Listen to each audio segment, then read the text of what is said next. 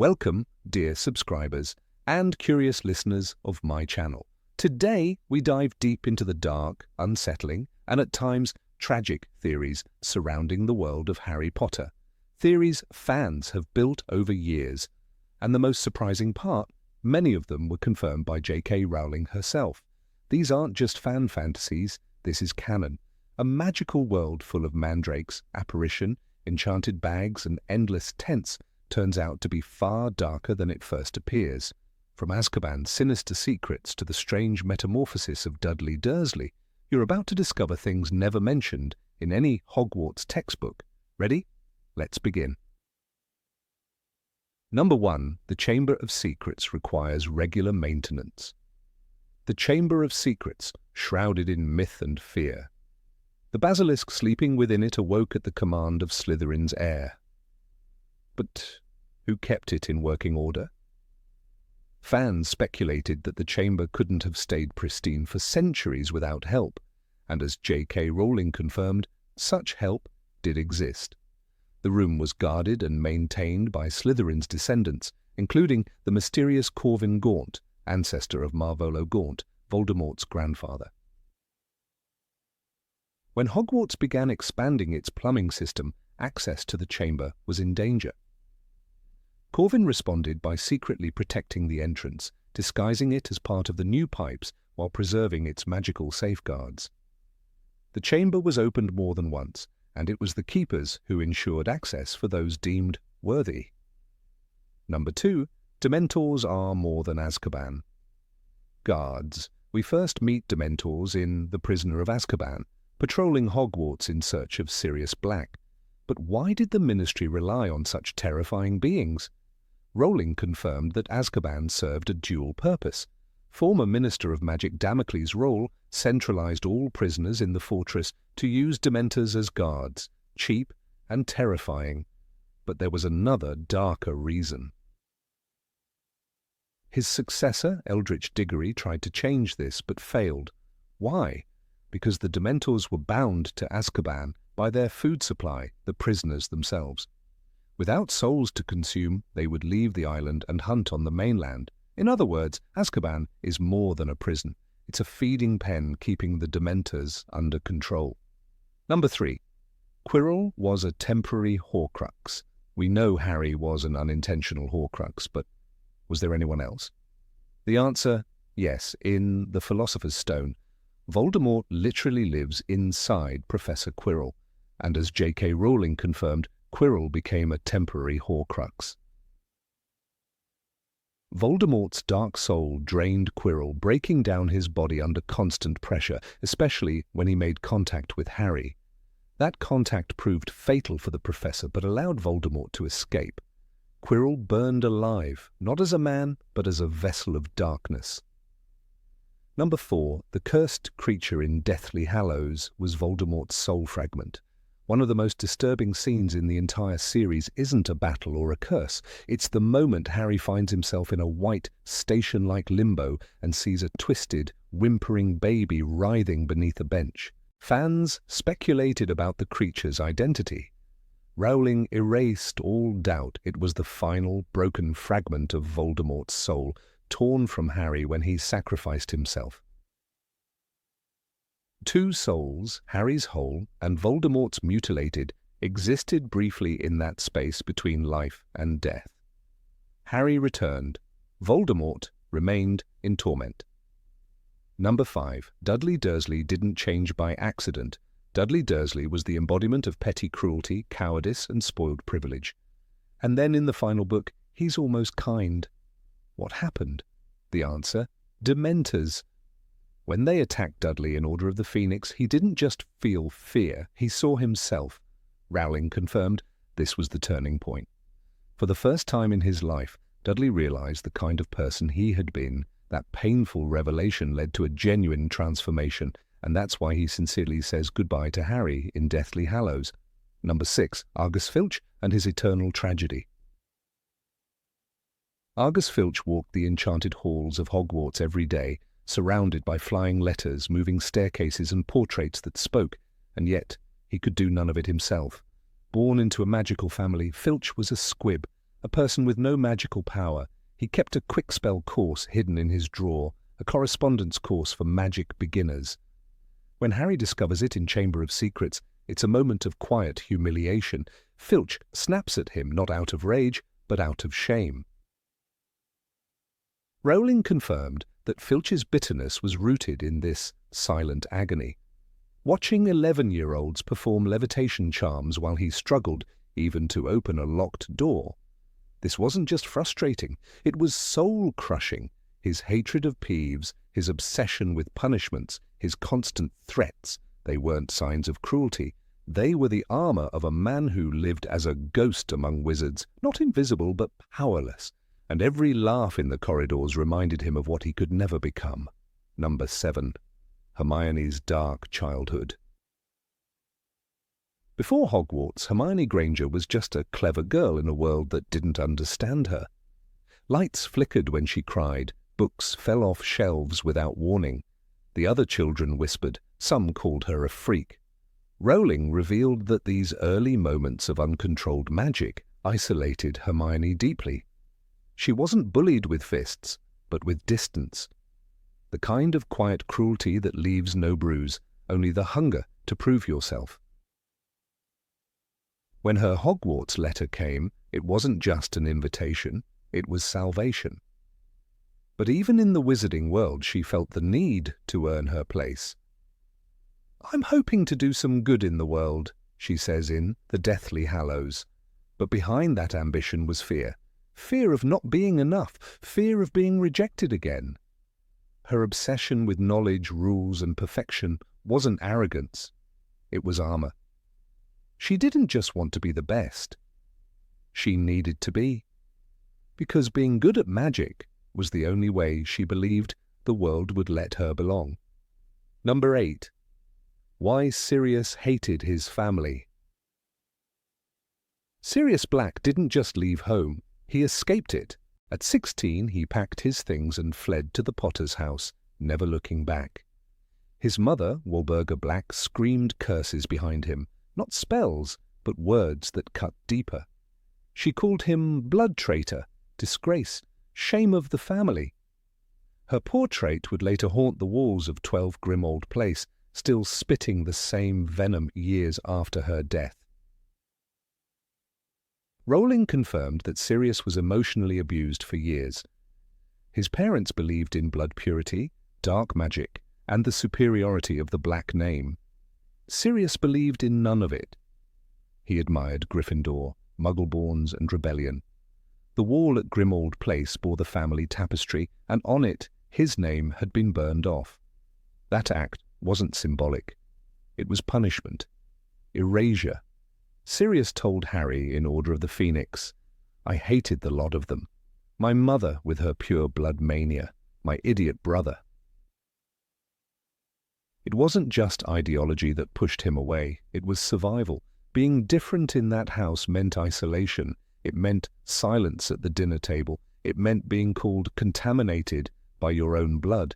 His hatred wasn't bitterness. It was the armor he built to protect the boy who once cried himself to sleep under a ceiling painted with stars he no longer believed in.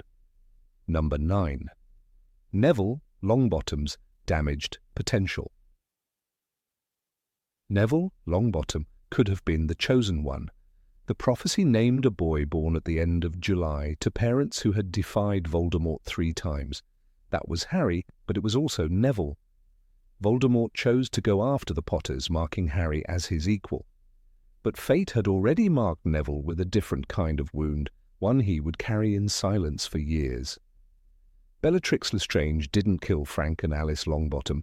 She did something worse. She tortured them with the Cruciatus Curse until their minds shattered. They were war heroes, auras brave to the end, but when it was over, they didn't even recognize their own son. Rowling revealed that the Longbottoms were under protective enchantments, just like the Potters, but Bellatrix broke through, and in doing so she also damaged the magical atmosphere that surrounded Neville's infancy. That attack left a mark, not a scar on the forehead, but a delay. Neville's magic came slowly. He lagged behind his classmates, dropped things, blew things up by accident. His grandmother Augusta often compared him to his parents, disappointed. But the truth, Rowling said, is that Neville's full magical potential was suppressed by trauma. He wasn't weak, he was recovering. And when it came, when he finally stepped forward, it was explosive. In the Deathly Hallows, Neville destroys the final Horcrux, drawing the sword of Gryffindor and beheading Nagini. He stands, bloodied and defiant, in the courtyard of Hogwarts. Not the boy who forgot passwords, but a leader, a fighter, the boy who should have broken long ago but didn't. Number 10, Molly Weasley's deepest fear. Molly Weasley's love was fierce because her grief had once been unbearable. Long before the rise of Harry Potter, Molly lost her brothers, Fabian and Gideon Prewett, brave members of the Order of the Phoenix. They died fighting Death Eaters. They fought like lions, according to Mad-Eye Moody, but they were outnumbered. Their deaths were violent, sudden, and left a scar on Molly's heart that never truly faded. This is why she hovered, why she worried over Ron's socks, Ginny's homework, or Fred and George's fireworks. To others, it looked like fussing. To Molly, it was armor. In the Deathly Hallows, during the Battle of Hogwarts, when Bellatrix Lestrange nearly hits Ginny with a killing curse, Molly's scream is primal. "Not my daughter, you bitch!"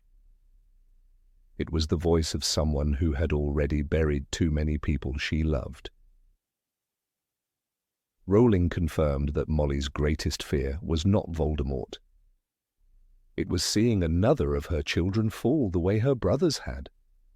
This fear even appeared in the Order of the Phoenix when Molly confronts a boggart. The creature turns into the bodies of her dead family, one by one. Let me think," she stammers, as the image of Ron lies lifeless before her. Even her magic trembles in the face of her terror. So she cooked, she knitted, she scolded, she cast protective charms not just with her wand, but with every kind word and every packed lunch. It wasn't just maternal instinct, it was survival. Her love was not soft, it was desperate, and that's why when she finally duelled Bellatrix, it wasn't just about Ginny. It was about Fabian and Gideon too, about every battle she'd already fought in silence. Number 11, George Weasley never recovered from Fred's death. George Weasley never laughed the same way after May 2nd. The day Fred died in the Battle of Hogwarts was the day the world split in two for him. Everyone else saw a hero fall. George saw half of himself disappear. The shop they built together, Weasley's Wizard Wheezes, kept its colours and customers, but behind the counter stood only one twin, and his smile never quite reached his eyes again. Rowling once said George was like a bird with one wing. He still invented, still tried to laugh, but he'd sometimes pause mid-sentence, expecting Fred to finish his joke. Silence would follow. In the Deathly Hallows, when Percy finds Fred's body, it's George who falls to his knees beside him. That moment is more than grief. It's the sound of a mirror breaking. He died with a laugh on his face, they said. But George would have given anything never to hear that laugh end. He tried to talk to Fred. In quiet moments, when no one was looking, George whispered ideas out loud. How about a skiving snack box that works on goblins? Waiting for a voice that would never answer. Some nights he told Angelina Johnson that he dreamed Fred was still beside him. She never asked for details, she just held his hand. Even naming his son Fred was a wound that never healed. It was both tribute and apology. George moved forward because he had to, but he never moved on. Every laugh after that came with an echo. Every new invention carried a shadow, because there were some things even magic couldn't fix. Number 12, the true reason behind Snape's loneliness. Severus Snape walked the stone corridors of Hogwarts like a shadow, unseen, unapproachable, and entirely alone. Most students feared him, few even tried to understand him. But Snape's solitude was not born out of pride or bitterness. It was the result of a quiet war he waged inside himself, a war he never dared to share with anyone. Not even Dumbledore, not even Lily. Snape had always known his darkness. He tasted it as a child in the bitter silences of Spinner's End. He saw it when he first called Lily a mudblood in a moment of rage, and he feared it most after she died. He built his walls higher after that night. In the Deathly Hallows, Dumbledore asks him, "After all this time?" And Snape answers with one word that holds the weight of decades. Always. But love was not his salvation. It was his punishment, because he knew he could never trust himself with anyone again. Rowling once said Snape's greatest fear was not death, but his own capacity to hurt. He kept his distance for a reason. He couldn't let anyone get close. Not Minerva, not Hagrid, not even Harry. Especially not Harry. In The Half-Blood Prince, when Harry questions his loyalty, Snape snarls, "Don't call me coward," but beneath the fury is something else. Shame, regret, and a desperate need to stay in control. That control, however, came at a cost. Snape lived in cold rooms and colder silences. His only companionship was memory and duty. Every cruel remark, every punishment he handed down was part mask, part shield, not to protect himself, but to protect others from him. He believed he was dangerous. He believed love was weakness. And in the end, he chose to die alone, not because he had no one, but because he couldn't bear to lose again. Number 13, the dark nature of the veil in the Department of Mysteries. The Arch stood in the heart of the Department of Mysteries, cloaked in silence and shadows, a solemn relic that defied explanation. Built of ancient stone and humming faintly with a magic older than the Ministry itself, the veil was never labelled, never guarded, and never truly understood, at least not by the unspeakables who studied it. Yet it was there that Sirius Black, the last true heir of the noble and most ancient house of Black, vanished before the eyes of his godson, consumed by a force that offered no resistance, no struggle, and no return. What many once called a tragic accident or ambiguous death became something far more sinister when J.K. Rowling herself confirmed what fans had feared for years. The archway is not simply a curiosity of magical study. It is a direct passage to the realm of the dead. Long before Sirius was struck by Bellatrix's curse and sent through the veil, the arch had been a source of unease. When Harry Potter first laid eyes on it during his ill-fated mission to the Ministry in Order of the Phoenix, he felt its pull, not just physically, but spiritually. The archway had a kind of beauty about it, old and mysterious, the text tells us. But that beauty was laced with dread. The veil hanging from the stone fluttered as though in a wind that none of the young witches and wizards could feel, and Harry, along with Luna Lovegood, heard whispers, soft voices echoing from within. This was not idle magic. It was the whisper of souls. The idea that the veil was merely a government curiosity quickly fell apart in light of its effects. Luna, whose mother died when she was just a child, immediately gravitated toward the arch, speaking of it with a calm solemnity that unnerved her classmates. "They are just behind the veil," she said, as if the answer was obvious. It wasn't just a poetic metaphor. Rowling later confirmed that only those who had been close to death could hear the voices from beyond. The arch, then, was not a symbol. It was a threshold, thin as mist and just as impenetrable. In one of her rare, haunting clarifications, Rowling stated that the veil represents the divide between life and death, and that those who pass through it are truly dead. There is no spell, no magic, no prophecy that can retrieve them. The finality is terrifying. Unlike the resurrection stone, which summons only shadows, or the mirror of Erised, which reflects only desire, the veil offers no illusion. It is the most brutal kind of truth, death with no appeal, no resurrection, no hope. Sirius's death is particularly tragic in this light. Though struck by a stunning curse, not the killing curse, It was not the spell that ended his life, but the passage through the veil. He did not collapse to the floor or scream in agony. He simply drifted backward, his body curving gracefully as if falling into a dream. Then he was gone. Harry, in disbelief, waited for Sirius to reappear, but the arch remained cold and silent. "He's just behind the curtain," Harry cried, but he wasn't, because that curtain wasn't hiding a man, it was hiding a void. Dumbledore, usually so generous with his explanations, remained cryptic about the veil. Even in Half-Blood Prince and Deathly Hallows, when death becomes central to Harry's journey, the veil is left untouched. This silence is not an oversight. Rowling intended it to remain unexplored, for its horror lies in what it refuses to reveal. What lies beyond cannot be charted or conquered. It is the only place in the magical world where power has no dominion. Even Voldemort, who split his soul into 7 parts to avoid death, would find no remedy in the Arch. The veil does not negotiate.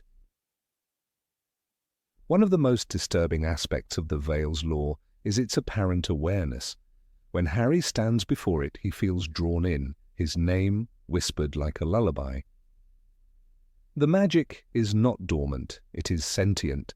It calls to those who grieve, to those who are broken, to those who have brushed death's hand. This idea suggests that the veil is not a gate but a lure, designed not to guard against intrusion, but to invite it. The Department of Mysteries, in all its arcane arrogance, might have believed they were studying death. In truth, they had opened a door they could not close. The veil's placement within the Ministry speaks volumes about the wizarding world's complicated relationship with death. The Hall of Prophecies, the Time Room, the Brain Room, all these are dedicated to understanding the limits of human perception and existence. But the veil is different. It's not an experiment or an artifact. It is an ancient, unchanging reality, one that predates the Ministry and will remain long after it. The fact that it is kept in the heart of magical bureaucracy, with no signage and no explanation, implies a kind of fear. The unspeakables do not protect it, they fear it, and rightly so. What adds to the horror is that the Arch was not created, it was found.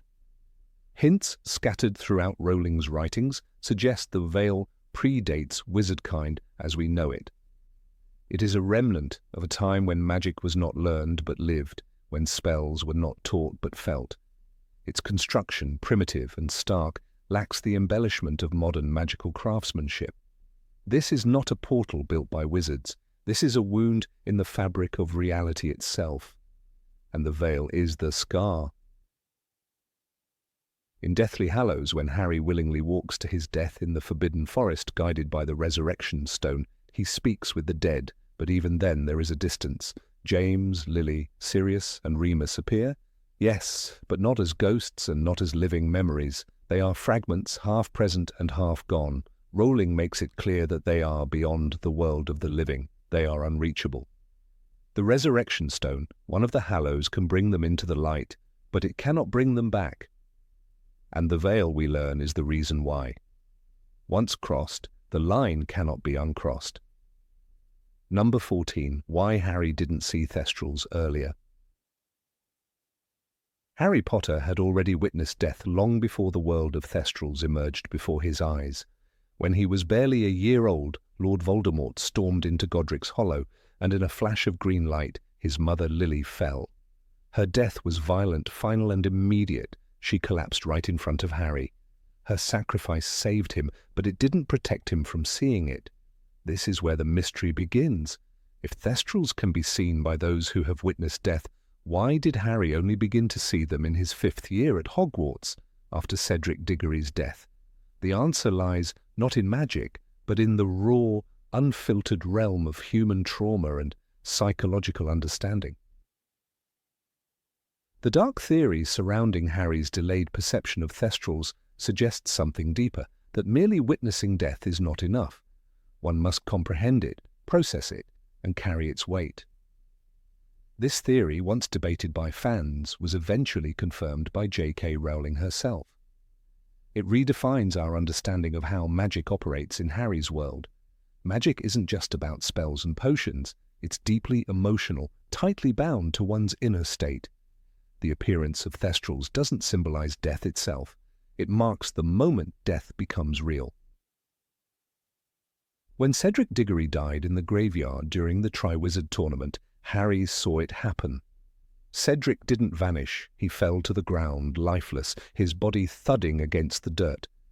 Voldemort's words echoed in the air, but Harry's eyes were on Cedric. There was no ambiguity, no hidden truth to be revealed later.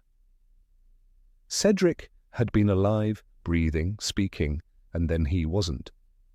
And Harry, alone with the Dark Lord and his followers, was forced to carry the unbearable clarity of that transformation.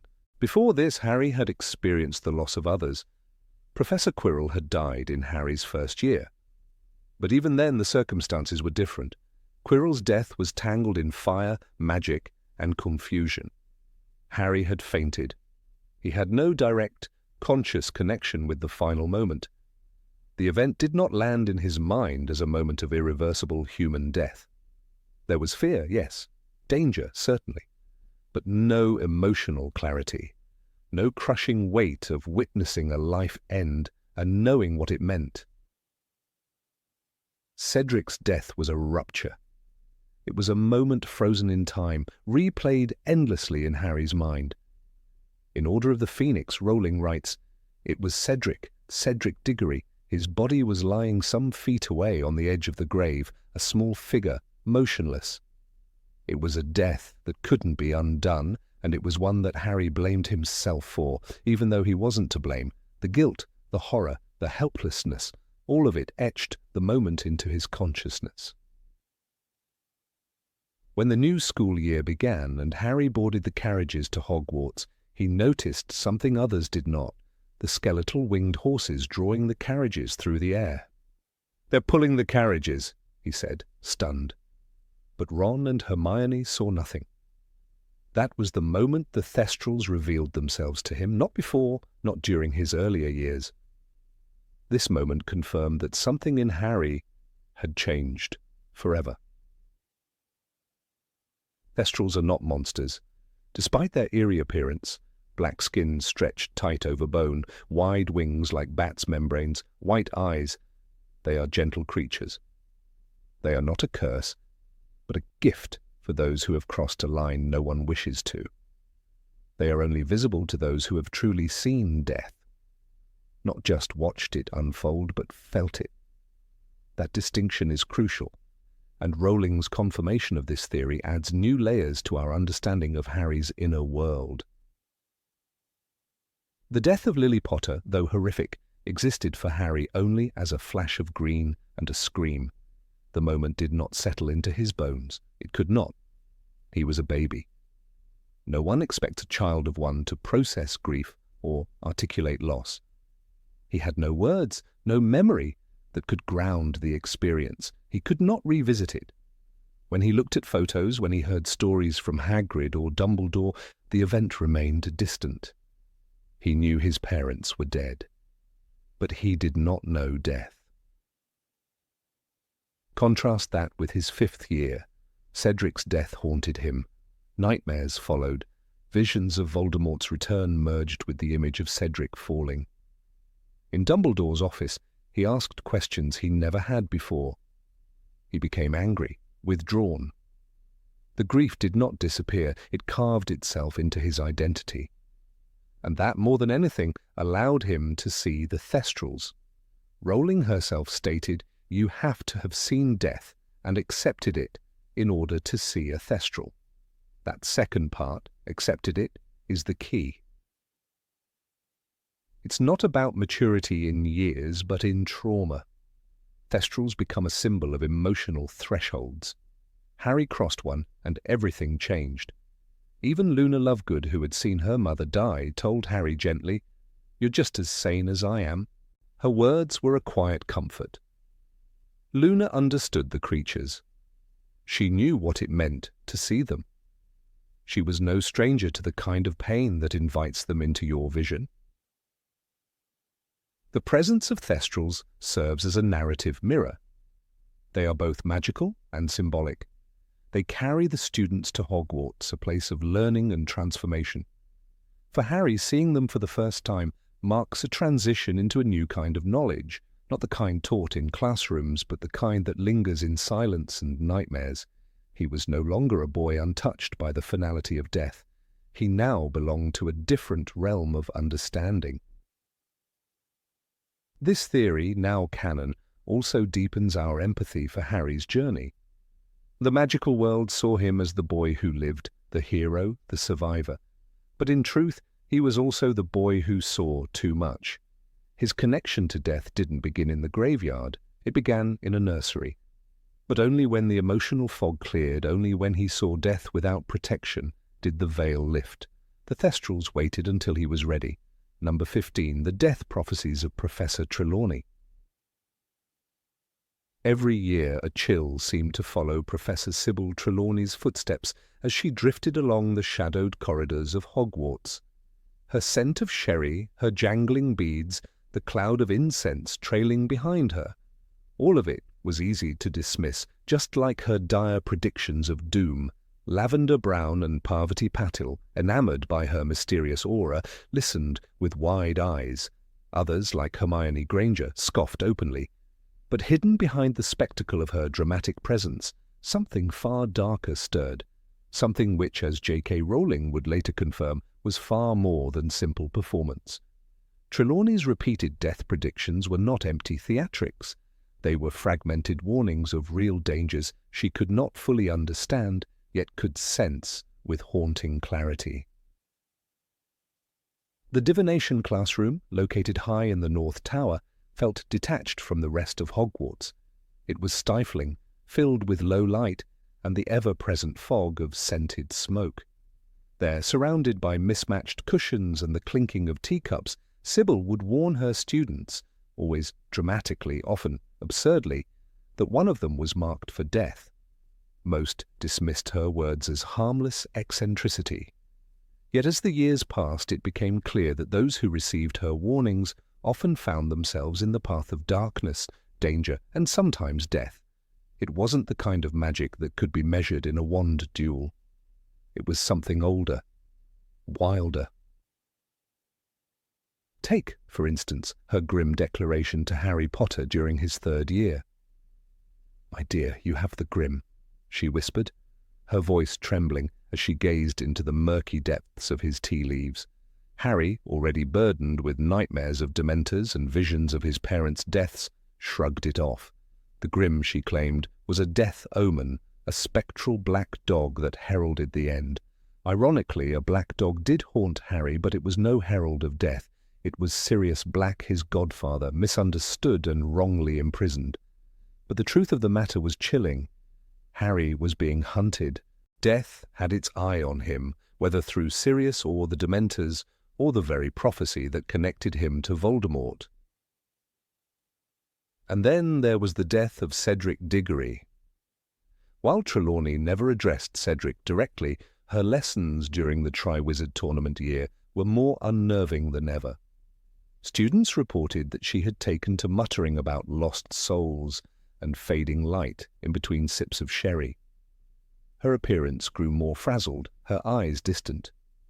She claimed to feel a presence growing in the east, a shadow that would devour the light from within the castle. The tournament, despite its festive facade, ended in Cedric's murder at the hands of Peter Pettigrew. Voldemort returned just as she had feared, cloaked in ritual and blood. Cedric's fall was the first of many, but it proved that Trelawney's vague mutterings carried within them the scent of truth. Rowling later revealed that Sybil's gift was genuine, sporadic, but real. Her inner eye, when triggered, spoke with the voice of destiny itself. The most famous example, of course, was the prophecy she delivered in her interview for the Hogwarts Post. Her body convulsed, her voice deepened, and she spoke the words that would bind Harry and Voldemort in a web of fate. "The one with the power to vanquish the Dark Lord approaches." That prophecy, overheard by Severus Snape and relayed to Voldemort, sparked the chain of events that led to the Potters' deaths and the start of Harry's saga. And yet, even after this prophecy, Sybil continued to issue her many small, unsettling predictions, always coloured by death. When Hermione left her class in frustration, claiming that the professor was a fraud, Sybil declared coldly, "I see the aura of doom surrounding her. I fear the worst." That same year, Hermione's increasing closeness with Harry and Ron put her at the heart of battles far more dangerous than any exam, from the Department of Mysteries to the final war itself. Sybil never saw swords or spells, she saw shadows and endings. Even Neville Longbottom was not spared. During his first year, Trelawney reportedly stared at him for several minutes before sighing, "Poor boy, such suffering, such loss." Students laughed nervously, Neville included. Yet, as time would show, Neville's past held deep tragedy. The torture of his parents into madness, and his future, a destiny intertwined with the resistance against Voldemort. He would lose, he would suffer, but he would rise. Just as the prophecy might have foretold had it been turned slightly in his direction. Her forewarnings took a particularly strange shape in the years of war. During Dumbledore's funeral, as grief blanketed Hogwarts like a storm cloud, Sybil was seen weeping uncontrollably, clutching a cracked crystal ball. "He knew the time," she muttered to no one in particular. "He knew the hour of his undoing."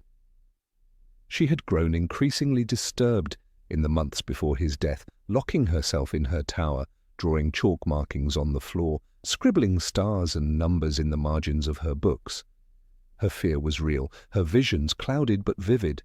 She had felt the shifting tide, the coming fall of the school's last great protector. Perhaps the most haunting example of her foresight came in the form of a dream she described to Minerva McGonagall during the Death Eater occupation of Hogwarts. According to Rowling's notes, Sybil spoke of a castle swallowed by mist, its towers bleeding into the night, its voices silenced. McGonagall, practical and skeptical, dismissed the dream. Yet just weeks later, the Battle of Hogwarts would begin. Students would die, the castle would burn, and Sybil, in the final confrontation, hurled crystal balls from the balconies like grenades, screaming words not of madness, but of prophecy. It is easy to remember Sybil's eccentricities and forget her power. Her obsession with death was not a performance. Rowling has confirmed that Trelawney's inner eye was uniquely sensitive to the emotional and magical energies of Hogwarts itself, a place often poised between great triumph and terrible ruin. She saw students marked by tragedy, lives flickering at the edges of fate. It overwhelmed her, it broke her. Her constant muttering about death wasn't foolishness, it was survival. Number 16. Why Draco couldn't kill Dumbledore. Draco Malfoy stood in the astronomy tower, wand trembling in his pale hand, sweat beading along his brow. The moment was loaded with centuries of dark legacy, a command from the most feared wizard alive, and the silent judgment of his ancestors hanging above him like invisible portraits. And yet, even with Albus Dumbledore disarmed and defenseless before him, Draco could not say the curse. The words, the act, it all froze in his throat. That failure was not weakness, it was revelation. It was proof of something deeper than his name or his family's values. It was, as J.K. Rowling later confirmed, the unmasking of Draco's soul, not evil, not cruel, not a killer. Raised in the shadows of manor walls where the air was thick with pride and fear, Draco had been told all his life that purity of blood was his birthright and power was the end goal. Lucius Malfoy, polished and venomous, had poured poison into his son's worldview like one would pour tea. Narcissa, graceful yet brittle, had wrapped her son in silk and entitlement, teaching him pride and superiority before teaching him kindness. From the outside, Draco appeared carved from that same cold marble. He mocked, he sneered, he bullied. But when the moment of real darkness arrived, when he was called to truly embody the cruelty he had mimicked for so long, he faltered. Dumbledore understood this better than Draco did. He saw in the young boy's quaking frame not the cowardice of someone unable to kill, but the humanity of someone unwilling to. "You are not a killer, Draco," Dumbledore said, with calm certainty, a statement not of hope, but of truth. This was not a manipulation or a gamble, it was recognition. Draco's entire performance until that point, sabotaging school infrastructure, fixing the vanishing cabinets, allowing Death Eaters into the castle, had been desperate, chaotic, uncoordinated. He had tried to fulfill Voldemort's task not out of zeal, but out of fear. Voldemort didn't give commands, he issued death sentences disguised as orders. Rowling's later confirmation of this theory doesn't just validate fan interpretation, it sheds tragic light on the inner workings of a boy trapped in a role he didn't choose. Draco was not a killer, she said, plain and mournful. He was acting out of pressure, not passion. From the outside, he was a Death Eater in training, marked by his family, his name, and eventually the Dark Lord's mission. But inside, Draco was spiraling, consumed by the unbearable tension between who he was expected to be and what his instincts told him was wrong. The dark mark on his arm was no badge of honor for Draco, it was a chain. In Half-Blood Prince, when Harry follows him to Knockturn Alley and later spies on him at Madame Malkin's, he sees a boy who is no longer brash and flamboyant, but withdrawn, hollowed out.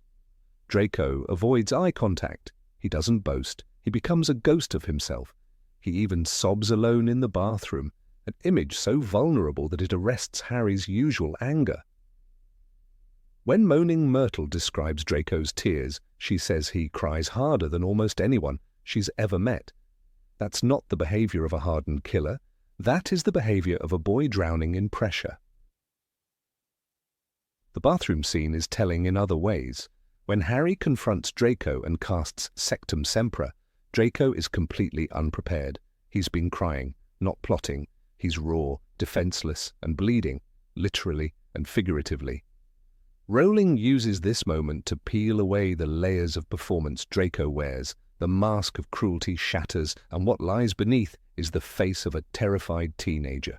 No longer shielded by the sneer or his Slytherin clique, Draco becomes fully human in the reader's eyes, if only briefly. In the tower scene, Draco holds the power of life and death in his hand, yet he cannot move. He stalls, he trembles, he asks questions. He doesn't sneer, doesn't boast. He seemed simultaneously determined and desperate, Rowling writes. There's no thrill in his voice, no satisfaction. There is instead agony. Even when Dumbledore offers him protection, safety for his family, Draco cannot say the killing curse. Because in his core, he knows what crossing that line means. It would mean severing the last thread between who he was and who Voldemort wants him to become. There's a tragic irony to the fact that Severus Snape, a man who has already crossed that line and bears its scars, is the one who ultimately performs the act Draco couldn't. Snape spares Draco's soul at the cost of deepening his own torment. For Snape, the act is necessary. For Draco, it would have been annihilation. Rowling paints that moment not as a mercy but as a burden, the kind only someone like Snape could carry. Draco, for all his faults, was not ready to bear the cost of murder, and in that he remains unbroken. It's important to note that Rowling didn't redeem Draco. She didn't twist his arc into a redemption narrative. She merely exposed its complexity. In interviews, she explained that Draco remained prejudiced, self-interested, and evasive even after the war. But the moment in the tower revealed that he was capable of restraint, of doubt, of horror. These things don't make him a hero, but they do make him real. Draco's failure to kill Dumbledore was not a redemption. It was a resistance, silent, trembling, but defiant. Even after the war, Rowling said, Draco lived a quieter life. He didn't become a Death Eater again. He didn't rise to power. He became a father and distanced himself from the darkness his own father had embraced. Rowling's post-series reflections note that Draco grew to feel ashamed of his earlier behavior, though he would never fully articulate it. The stain of Voldemort's expectations never left him, but he no longer let it define him. That night in the tower had changed something fundamental in him. The character of Draco Malfoy functions as a mirror to Harry in many ways. Both are children shaped by war and prophecy. Both are offered paths of violence. But where Harry chooses self-sacrifice, Draco chooses evasion. That choice doesn't elevate him to heroism, but it spares him from damnation. When Rowling revealed that Draco was not a killer because he couldn't kill, not because he was never given the chance, she validated the very core of the fan theory. It wasn't mercy that saved Dumbledore's life in that moment. It was Draco's humanity. There is no spell in the wizarding world more irreversible than Avada Kedavra, not in its magic, but in its moral weight. It requires true intent, a will to end life. Draco did not possess that will. He couldn't summon it, not even under the threat of his family's death. And that failure, as Rowling emphasized, was not a sign of weakness, but of inner resistance. It broke him. It also saved him. Even among the Death Eaters, Draco was an outsider. He wasn't branded by the same zeal as Bellatrix Lestrange or the blind loyalty of the Carrows. He was a name, a pawn, a symbol. Voldemort never trusted him, which is precisely why he gave Draco the impossible task. It was a test, a punishment for Lucius's failures. Voldemort knew Draco would fail. That was the point. The job was designed to humiliate and destroy the Malfoy name from the inside. Yet, in failing, Draco preserved something Voldemort had tried to crush: individual will, the power to say no, even if he couldn't say it aloud, even if he could only show it by not acting. That quiet refusal was an act of defiance more powerful than a spell.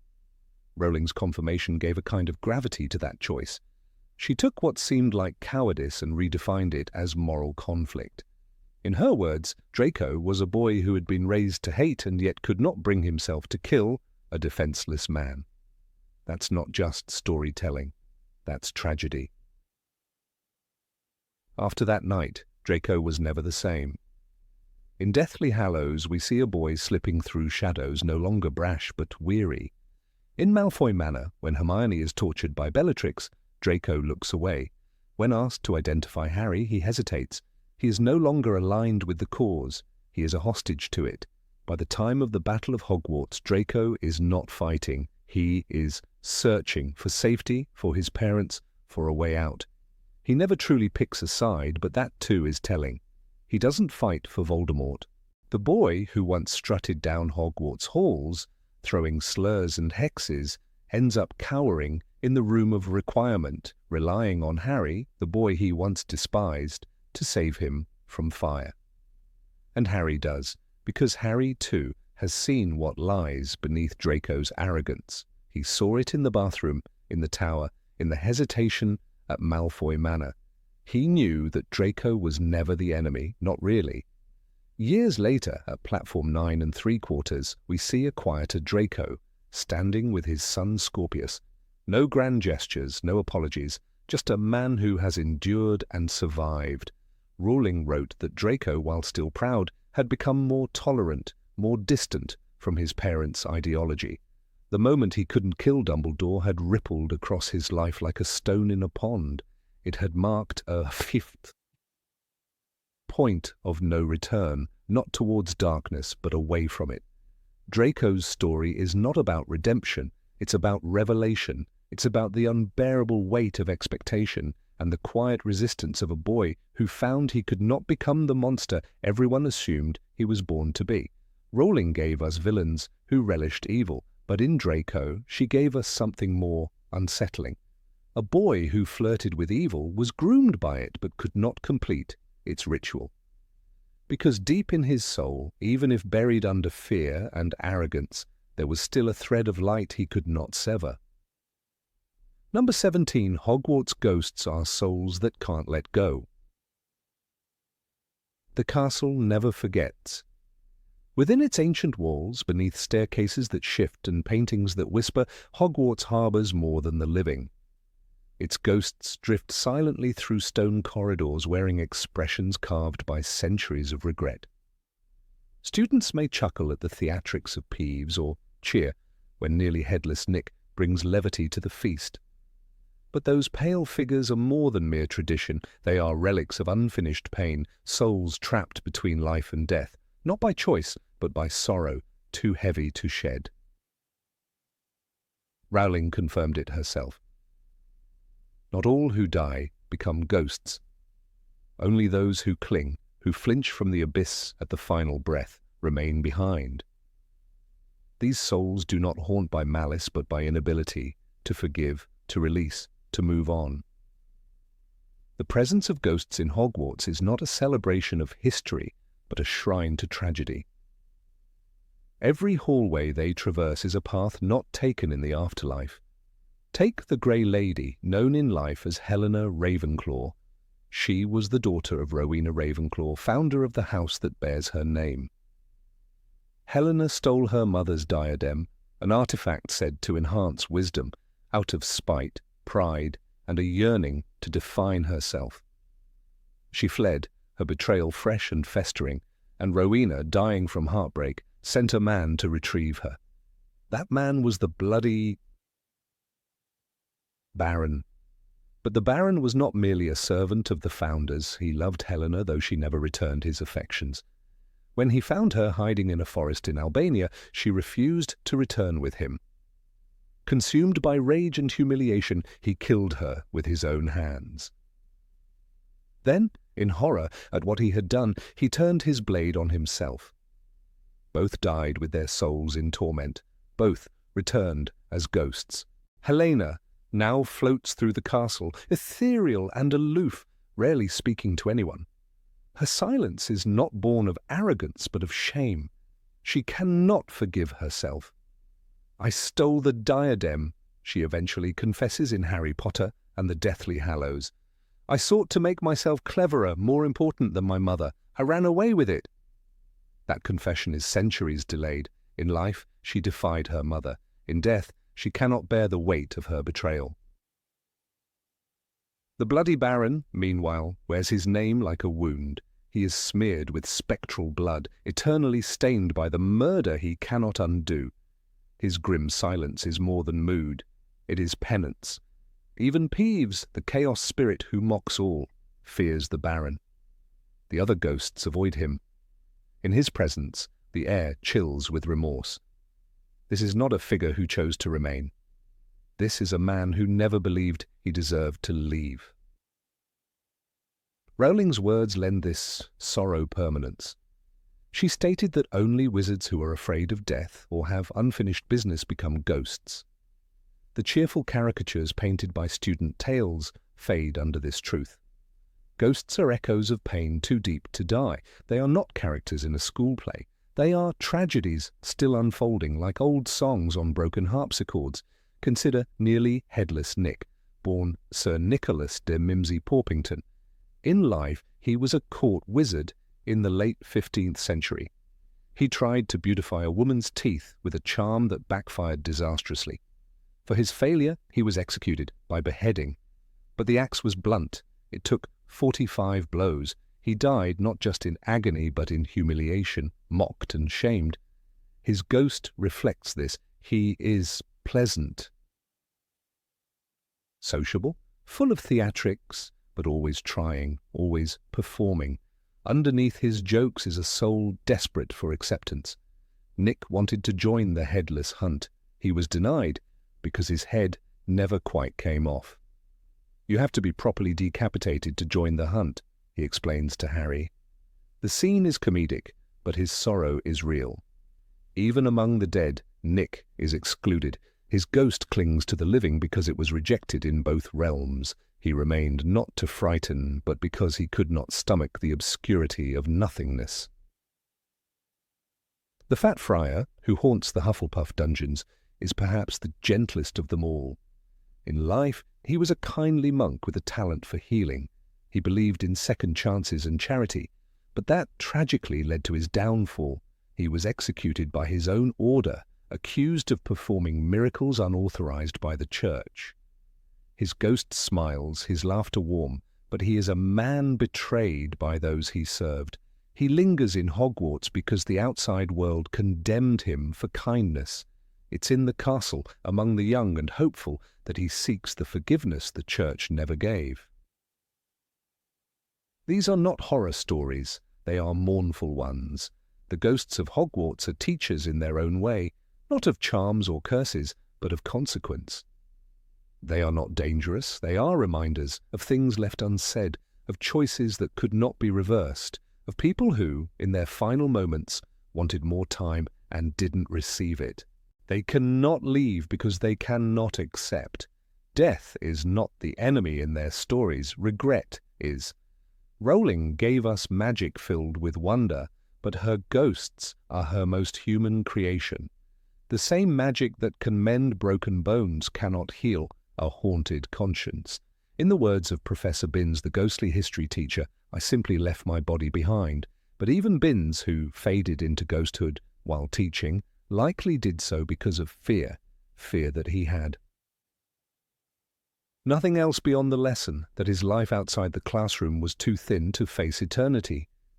Rowling never glorifies ghosts. They are not mentors, nor are they fully people. They are diminished versions of themselves, and they know it. Even Harry, after encountering them, describes them as a pale imitation of life. Dumbledore, too, reinforces this, telling Harry in Order of the Phoenix, "You will find that I will only truly have left this school when none here are loyal to me." His absence is complete, because Dumbledore, unlike the ghosts, accepted his end. It is telling that no one young dies and becomes a ghost. Even Cedric Diggory, murdered in his prime, does not haunt the grounds. Neither does Fred Weasley, nor Sirius Black, nor Remus Lupin. They were mourned, they were remembered, but they were not stuck. They did not cling. Ghosts are born, not of injustice, but of self-imposed chains. In contrast, moaning Myrtle died as a child, but she returned. She was a victim killed by the basilisk in the girls' bathroom during Tom Riddle's school years. But what bound her soul was not just terror, it was rage. Myrtle was bullied in life, mocked and overlooked. In death, she exacts petty vengeance, flooding bathrooms, haunting cubicles. She is still trapped in the same emotional state she died in, isolated, furious, adolescent. When Harry asks her why she stays, she says, "Nobody missed me when I died." It is not the killing that anchored her ghost, it is the loneliness. That cry of abandonment, of needing to matter, made her spirit refuse the unknown. She lingered because she feared being forgotten. Now she waits for sympathy, for acknowledgement, even if it comes through mischief. The ghosts of Hogwarts mirror what people carry at death, not wounds to the body, but to the soul. That's what haunts.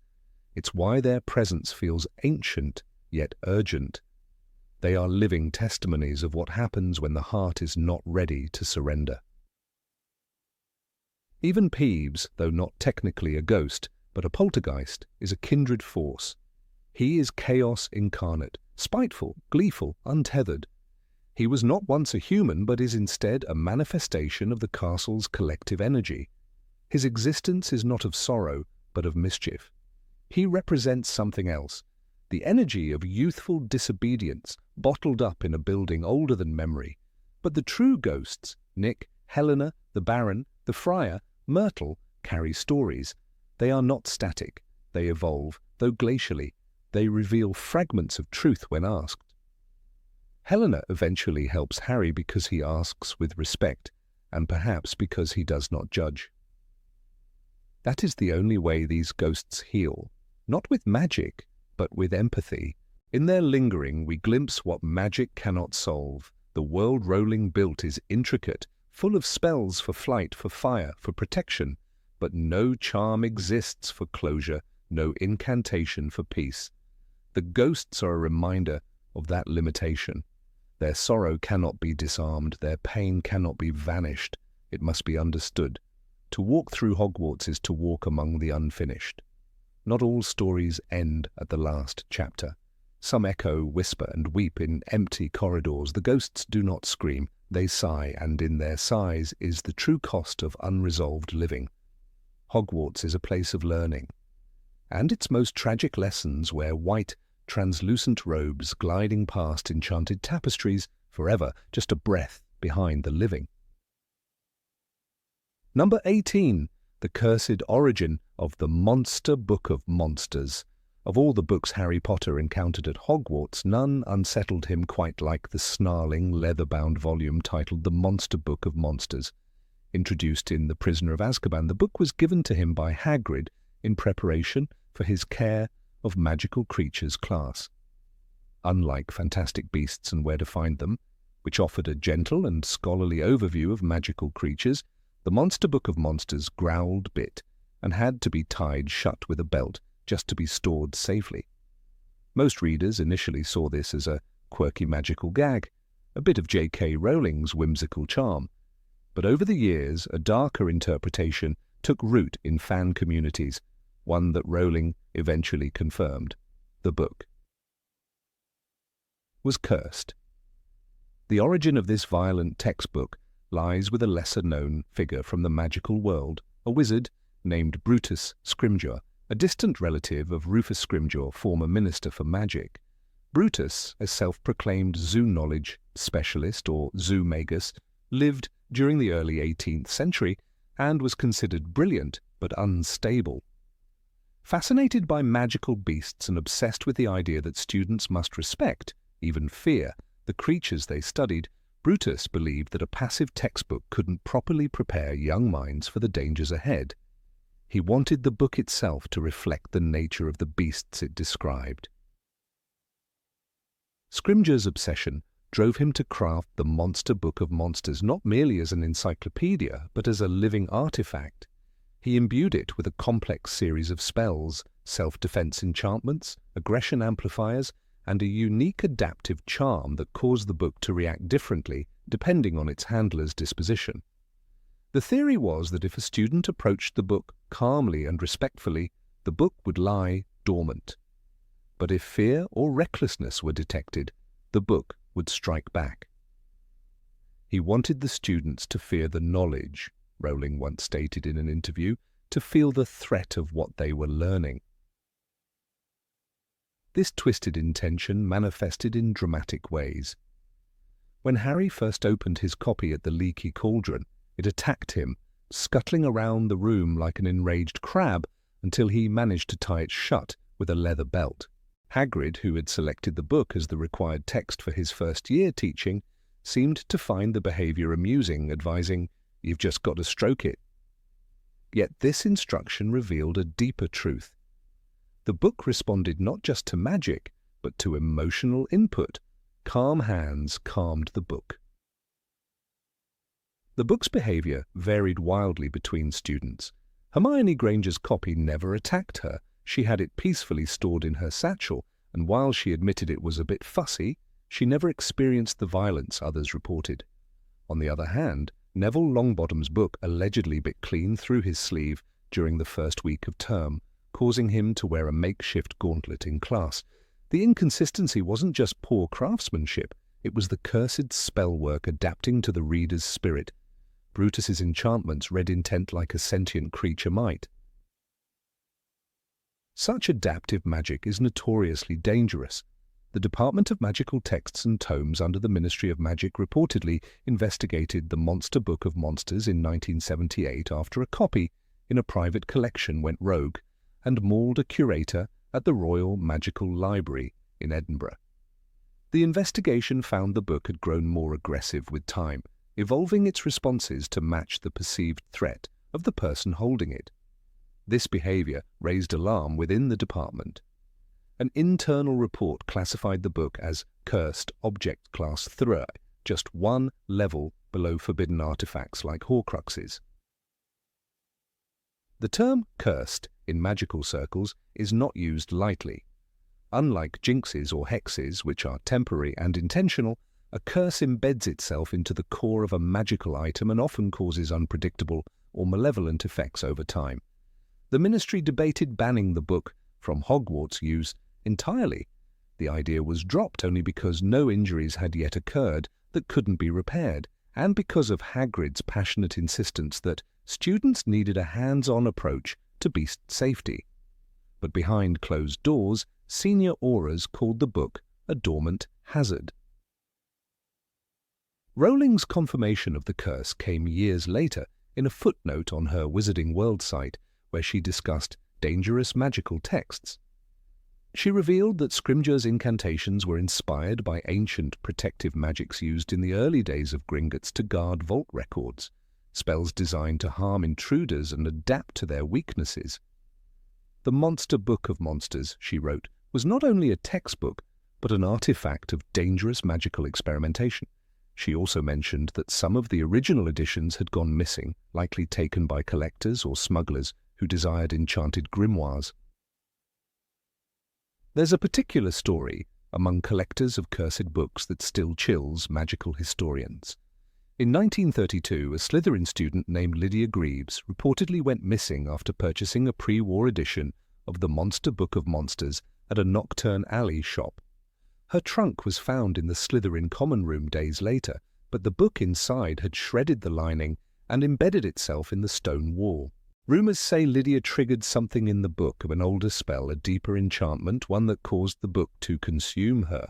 Her disappearance was ruled a tragic accident, but the book was never used again until Hagrid revived its use. Another unsettling fact: the books seem to remember, that is, their interactions with students become more extreme over time, as if the magic within becomes agitated by prior conflict. When Seamus Finnegan's copy bit him in October, he claimed the book had waited until he was distracted, lurking in his drawer with premeditated malice.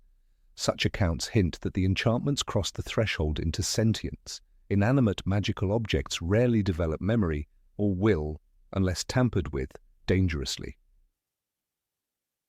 The magic used by Brutus Scrimgeour wasn't merely creative, it was reckless. He layered charms in a way that was unstable and synergistic. Memory spells fed the aggression charms, detection charms fed the defensive enchantments. The result was a book that learned.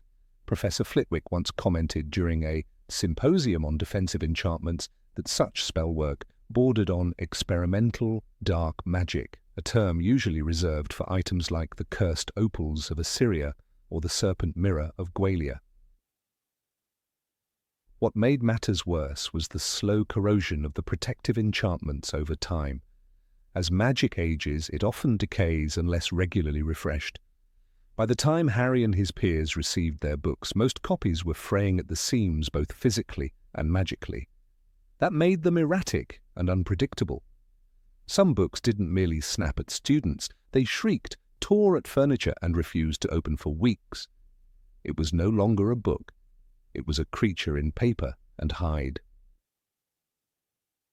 Hogwarts staff had different reactions. Professor McGonagall disapproved strongly of the text, calling it an irresponsible choice for young learners, but allowed it only because Dumbledore trusted Hagrid's judgment. Professor Snape, on the other hand, derided the book as a foolish trinket for half-wits, though even he avoided handling it bare-handed. Madame Pince, the librarian, once refused to shelve them, insisting they be kept in Hagrid's care, citing multiple bite incidents in the restricted section. There was one recorded incident when a student tried to destroy the book.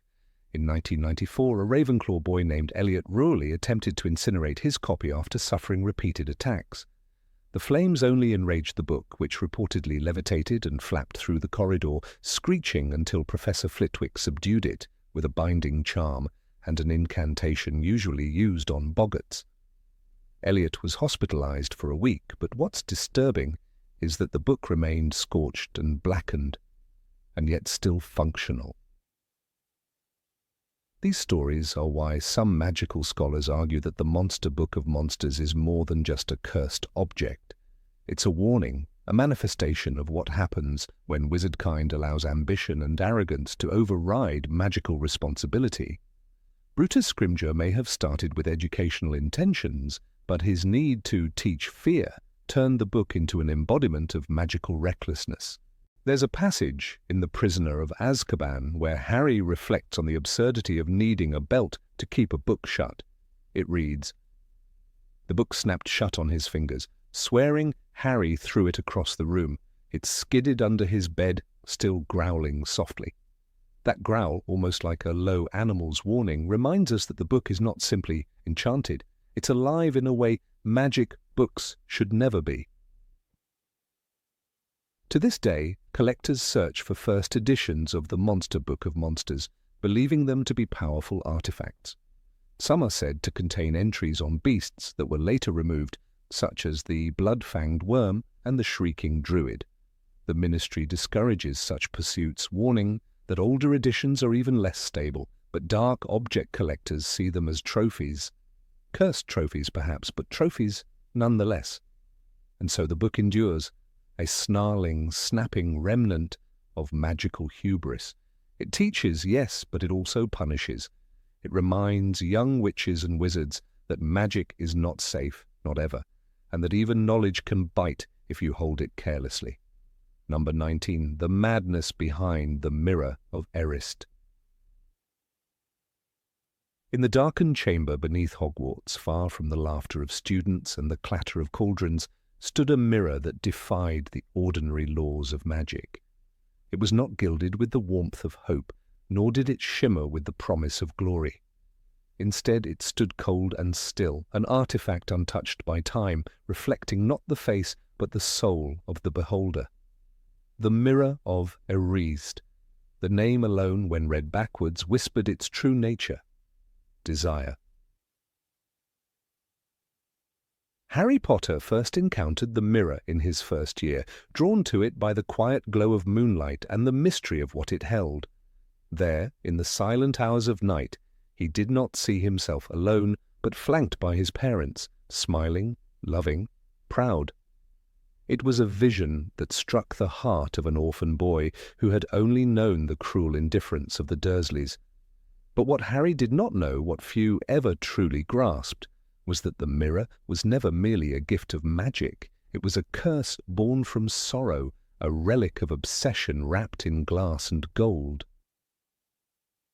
J.K. Rowling later confirmed a theory that had quietly stirred among fans. The mirror's enchantment had a tragic origin. It was crafted in the Middle Ages, not in celebration of magic, but in mourning.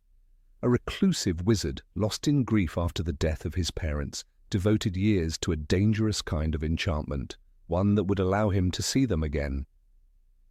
His name has long been lost to history, buried under layers of fear and silence, but his legacy lives on in the mirror he created. His intent was simple: to gaze upon their faces once more. But magic, especially magic born of longing, is rarely simple. The enchantment he wove did indeed show his parents, clear and vibrant, as if they had merely stepped out of a painting.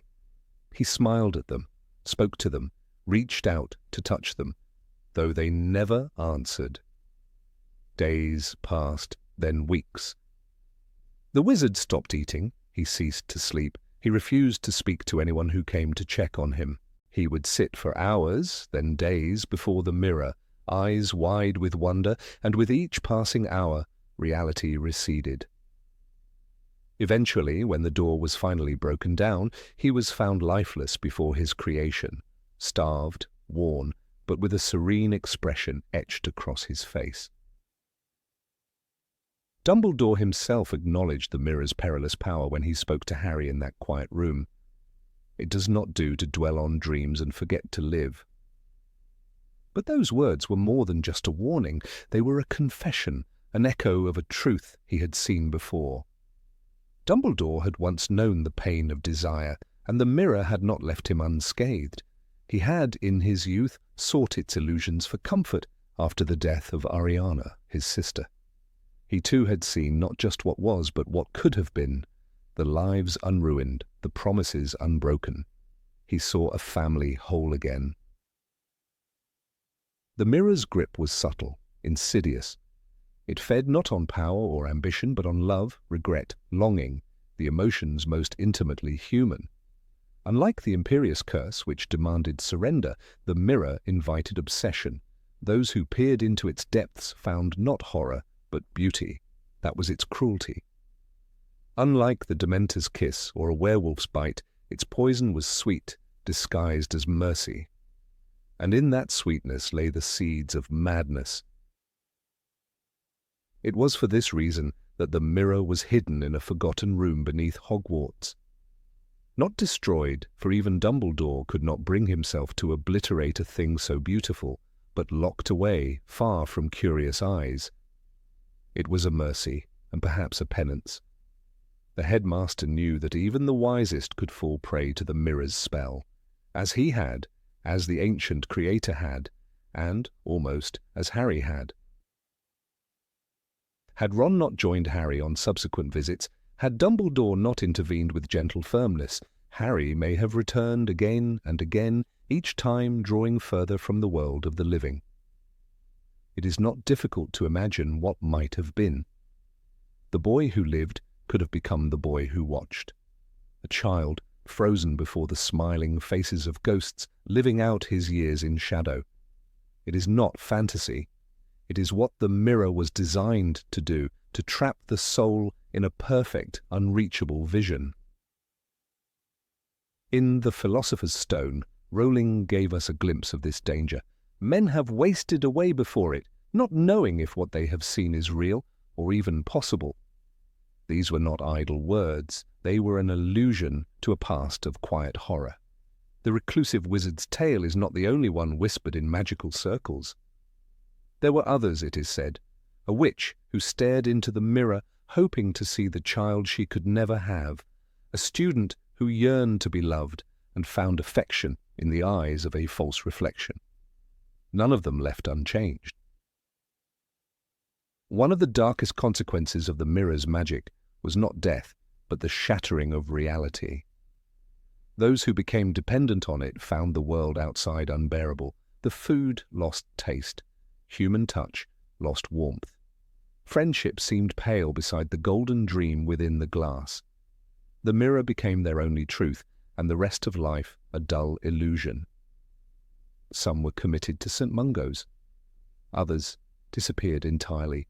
In time, the Ministry of Magic decreed that the mirror should never be placed in public view. It was deemed too dangerous, not because it attacked, but because it seduced.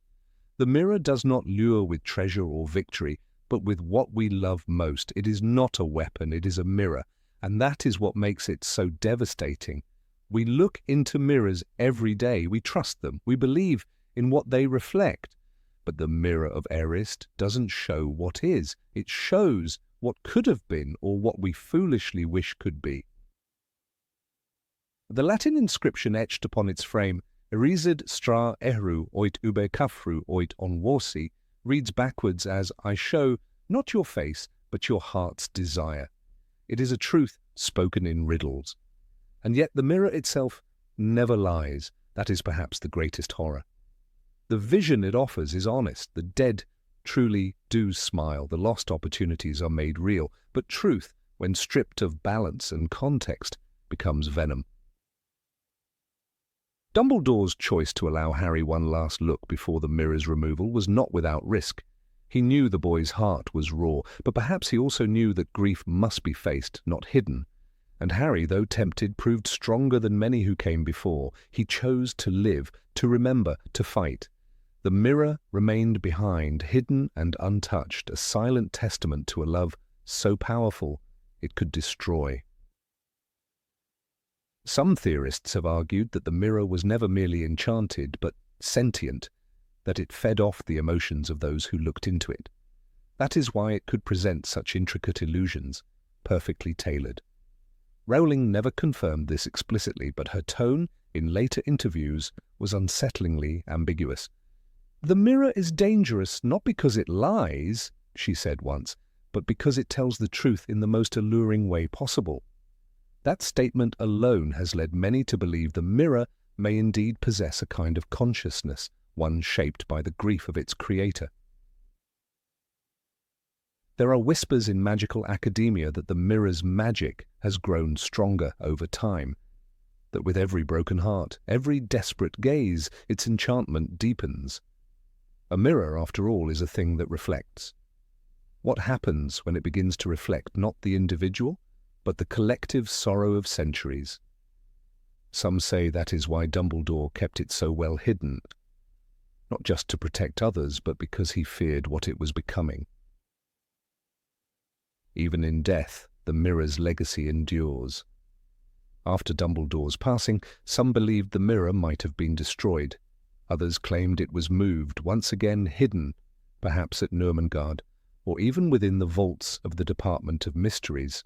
No one knows for sure, but its story lingers. It has become legend, and like all legends in the wizarding world, it carries a warning. Harry, years later, would reflect on the mirror and what it taught him. It had not given him comfort. It had shown him the cost of longing. He would go on to name his child Albus Severus, not out of nostalgia, but as a tribute to those who had taught him the weight of choice, the gravity of sacrifice. He never sought the mirror again. He had learned what the reclusive wizard never could, that the dead cannot return, that love to endure must be grounded in life. The mirror of Erised remains one of the most beautiful and terrifying objects in magical history. It offers no threat, casts no spell, speaks no curse. It simply stands and reflects, and that, in the end, is the cruelest magic of all. For what could be more dangerous than a perfect dream, one that can never be touched? Number 20, moaning, Myrtle's death was planned. The bathroom was cold that morning, not in the way tiles can chill bare feet, but in the quiet way a room feels when something tragic is about to happen. Myrtle Warren, a plain girl with thick glasses and an even thicker desire to be left alone, had slipped away from the crowded corridors of Hogwarts into her usual hiding place, the first stall in the girls' lavatory on the second floor. No one cared where she went. No one followed. That perhaps is exactly what Tom Riddle counted on. It had been weeks since whispers about the air began to rustle through the ancient stones of the school, murmurs of a creature in the walls, of petrified cats and messages painted in blood. But Hogwarts was a castle built on secrets. It had always breathed in mystery and exhaled rumors. Few took the talk seriously, fewer still knew what it truly meant. But Tom Riddle did, and he was not whispering. He was acting. He had discovered the entrance months earlier, hidden behind the sink with the etched snake tap. A simple parcel-tongue word was all it took to open the mouth of horror, the Chamber of Secrets, a legend to most, a tool to him. He was only 16, but already too clever, too cold, too ambitious for his own soul. He was waiting for the right moment for the right victim. Myrtle had made a pattern of skipping meals and hiding during lessons. Her tears were a familiar sound in that tiled tomb, and her misery was her shadow. Tom, of course, noticed, observed, calculated. She was not just an easy target. She was the perfect one. Friendless, invisible, someone whose death would raise minimal questions. The monster would be released not to randomly kill, but to eliminate the one girl Tom knew would be exactly where she always was. Rowling's later revelations cast a longer shadow over Myrtle's story. In a post-publication commentary, she admitted that Tom Riddle did not act blindly.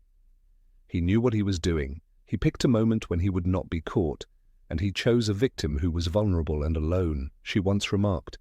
This detail changes everything. It means Myrtle's death was not tragic misfortune, it was murder by design. Tom had to prove the Chamber's power. He needed a death. The school had to fear him, not just suspect the Chamber's opening. A petrified cat wouldn't do, nor a whispered voice in the pipes. He needed blood. Myrtle's death became his proof. Proof to himself, proof to the ghost of Salazar Slytherin, and proof to the diary he had already begun enchanting with slivers of his soul.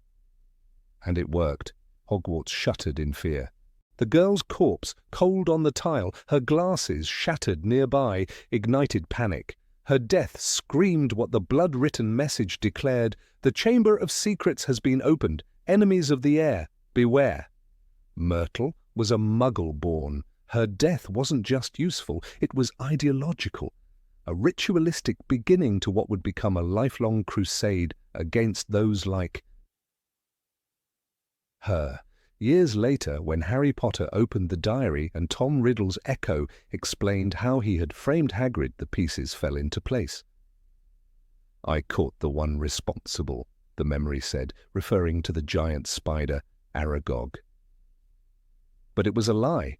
Myrtle had already died. Hagrid was the scapegoat. Myrtle's death was needed first because it was how Tom Riddle could prove the chamber truly worked. He couldn't risk failure. He needed a corpse. And Tom chose her, not because she was near the entrance. Many students walked past that sink. No, he chose her because she was always alone, because she was crying again, hiding again, because she would open the stall door and say, "Go away," to whoever had made her cry. And that, according to Myrtle herself, was the last thing she ever did. She said it in her shrill, ghostly voice in the Chamber of Secrets. "I remember seeing a pair of great big yellow eyes." My whole body sort of seized up, and then I was floating away. Her death was used to justify everything that followed. The fear she provoked gave Tom cover. With Hagrid expelled and the school in lockdown, Tom received the Special Services Award from the school governors. His charm, his lies, his perfect timing. It all began with Myrtle. A ghost born not of tragedy, but of sacrifice made to ambition. What haunts the tale even more is the deliberate silence that followed. Dumbledore, who suspected Riddle even then, never accused him outright. There was no evidence. Myrtle's body, lacking a mark, was a mystery. Only Tom and the basilisk knew the truth. And later, when the diary version of Tom gloated to Harry, he called it a memory preserved of the most brilliant student Hogwarts has ever seen. His brilliance was cold, calculated, a murderer's kind of genius. The horror deepens when we consider that her ghost was bound to the place of her death. Myrtle didn't get to leave, didn't get to move on. She stayed, replaying the moment of her end for eternity, weeping in the place where her life was stolen. And even in death she was mocked by students and teachers alike, considered an annoyance. No one honoured her. No one knew what really happened, until Rowling quietly confirmed it. The chamber was not opened as a random stunt. It was a ritual of power. Tom wanted control. The death of Myrtle was a gateway. Afterward, he began the process of transforming the diary into a Horcrux. That act required a murder. Not any murder, an intentional, purposeful one. Myrtle was not just a casualty. She was the cost. Her soul torn from her body so that Tom Riddle could begin his path to becoming Lord Voldemort. Her name, rarely mentioned outside her haunting wails, should have echoed more loudly through Hogwarts. But Tom silenced it, as he did with so many. The very stall where she died became a joke, the site of polyjuice potions and pranks. The true horror of that space remained unspoken, invisible to all except a crying ghost and a reader who looks too closely. The connection between her death and the diary Horcrux isn't a stretch, it's a key. According to Rowling's own clarification, the creation of the diary Horcrux followed directly after the killing of Myrtle. It was his first, she said, his first kill with intention. This is vital. For a Horcrux to form, the murder must be deeply significant. The killer must intend not just to kill, but to sever their soul. Myrtle's death gave Tom that dark right. It wasn't random, it wasn't accidental, and it wasn't senseless. It was methodical. She was studied, selected, targeted, killed, all while Hogwarts carried on around her, blind to the ritual being carried out in its oldest chamber. And decades later, when Harry faced the basilisk in that same room, the bones of that act were still in the air. Myrtle watched. She guided him, even helped him in her strange, sorrowful way. But never once did she claim justice. Never once did anyone speak of her death as a crime. The silence remained. Her ghost, bound by the violent ending, may have even unknowingly remained as a guardian of sorts. She couldn't save herself, but she warned others. She helped Harry, Ron, and Hermione solve the riddle of the diary and the entrance. Perhaps in that she found a fraction of peace. Yet the deepest tragedy is that the girl herself never mattered to Tom. Not her dreams, her fears, or her tears, only her blood, only her death. It was a calculated step in his ascent, a cold opening act in the opera of darkness that Voldemort would conduct for decades. Myrtle became part of his mythology, and not by choice. So the next time we think of moaning Myrtle as the awkward, ghostly nuisance sobbing in her toilet, we should remember the truth that Rowling confirmed with quiet gravity. She was murdered. Murdered by a boy genius who wanted power more than empathy. A victim of a plan no one else saw coming. Myrtle's story is not comic relief. It is not background colour. It is the first chapter in Voldemort's true rise. The day he decided that murder was not just a means, but a method, that some lives were worth sacrificing for his vision, that he could play with human souls like pieces on a chessboard. And Myrtle, she became his first move. Number 21, Lavender Brown, could have lived, but was abandoned. The shadows of the Battle of Hogwarts still linger, not only in the ruined stone walls and scorched staircases, but in the stories that were never fully told. Among these was the fate of Lavender Brown, a Gryffindor student whose last moments were a blur of fear, blood, and abandonment. Her death was never fully explained in the books. Her body, described briefly in Deathly Hallows, was seen feebly stirring, only to be declared lifeless moments later. But J.K. Rowling's later comments cracked open a haunting possibility. Lavender might have lived. She might have survived the horrors of Fenrir Greyback's attack, had help come sooner. Lavender was never meant to be a hero. Her character was often treated with comic detachment, remembered more for her cloying obsession with Ron Weasley than for any demonstration of strength or depth. But when the war came to Hogwarts, all masks fell. The school was no longer a backdrop for adolescent melodrama. It became a war zone, a place where house loyalty meant little compared to survival. It was there, in a dark corridor choked with dust and screams, that Lavender's fate was sealed, or rather left dangling in cruel ambiguity.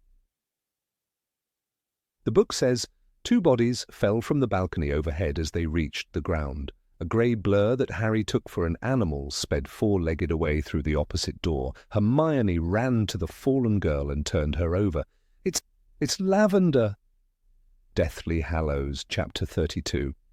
That grey blur was Fenrir Greyback, the infamous werewolf who hunted not merely for blood, but for cruelty's sake. He took pleasure in pain, and Lavender, alone, without wand raised or shield cast, became his prey.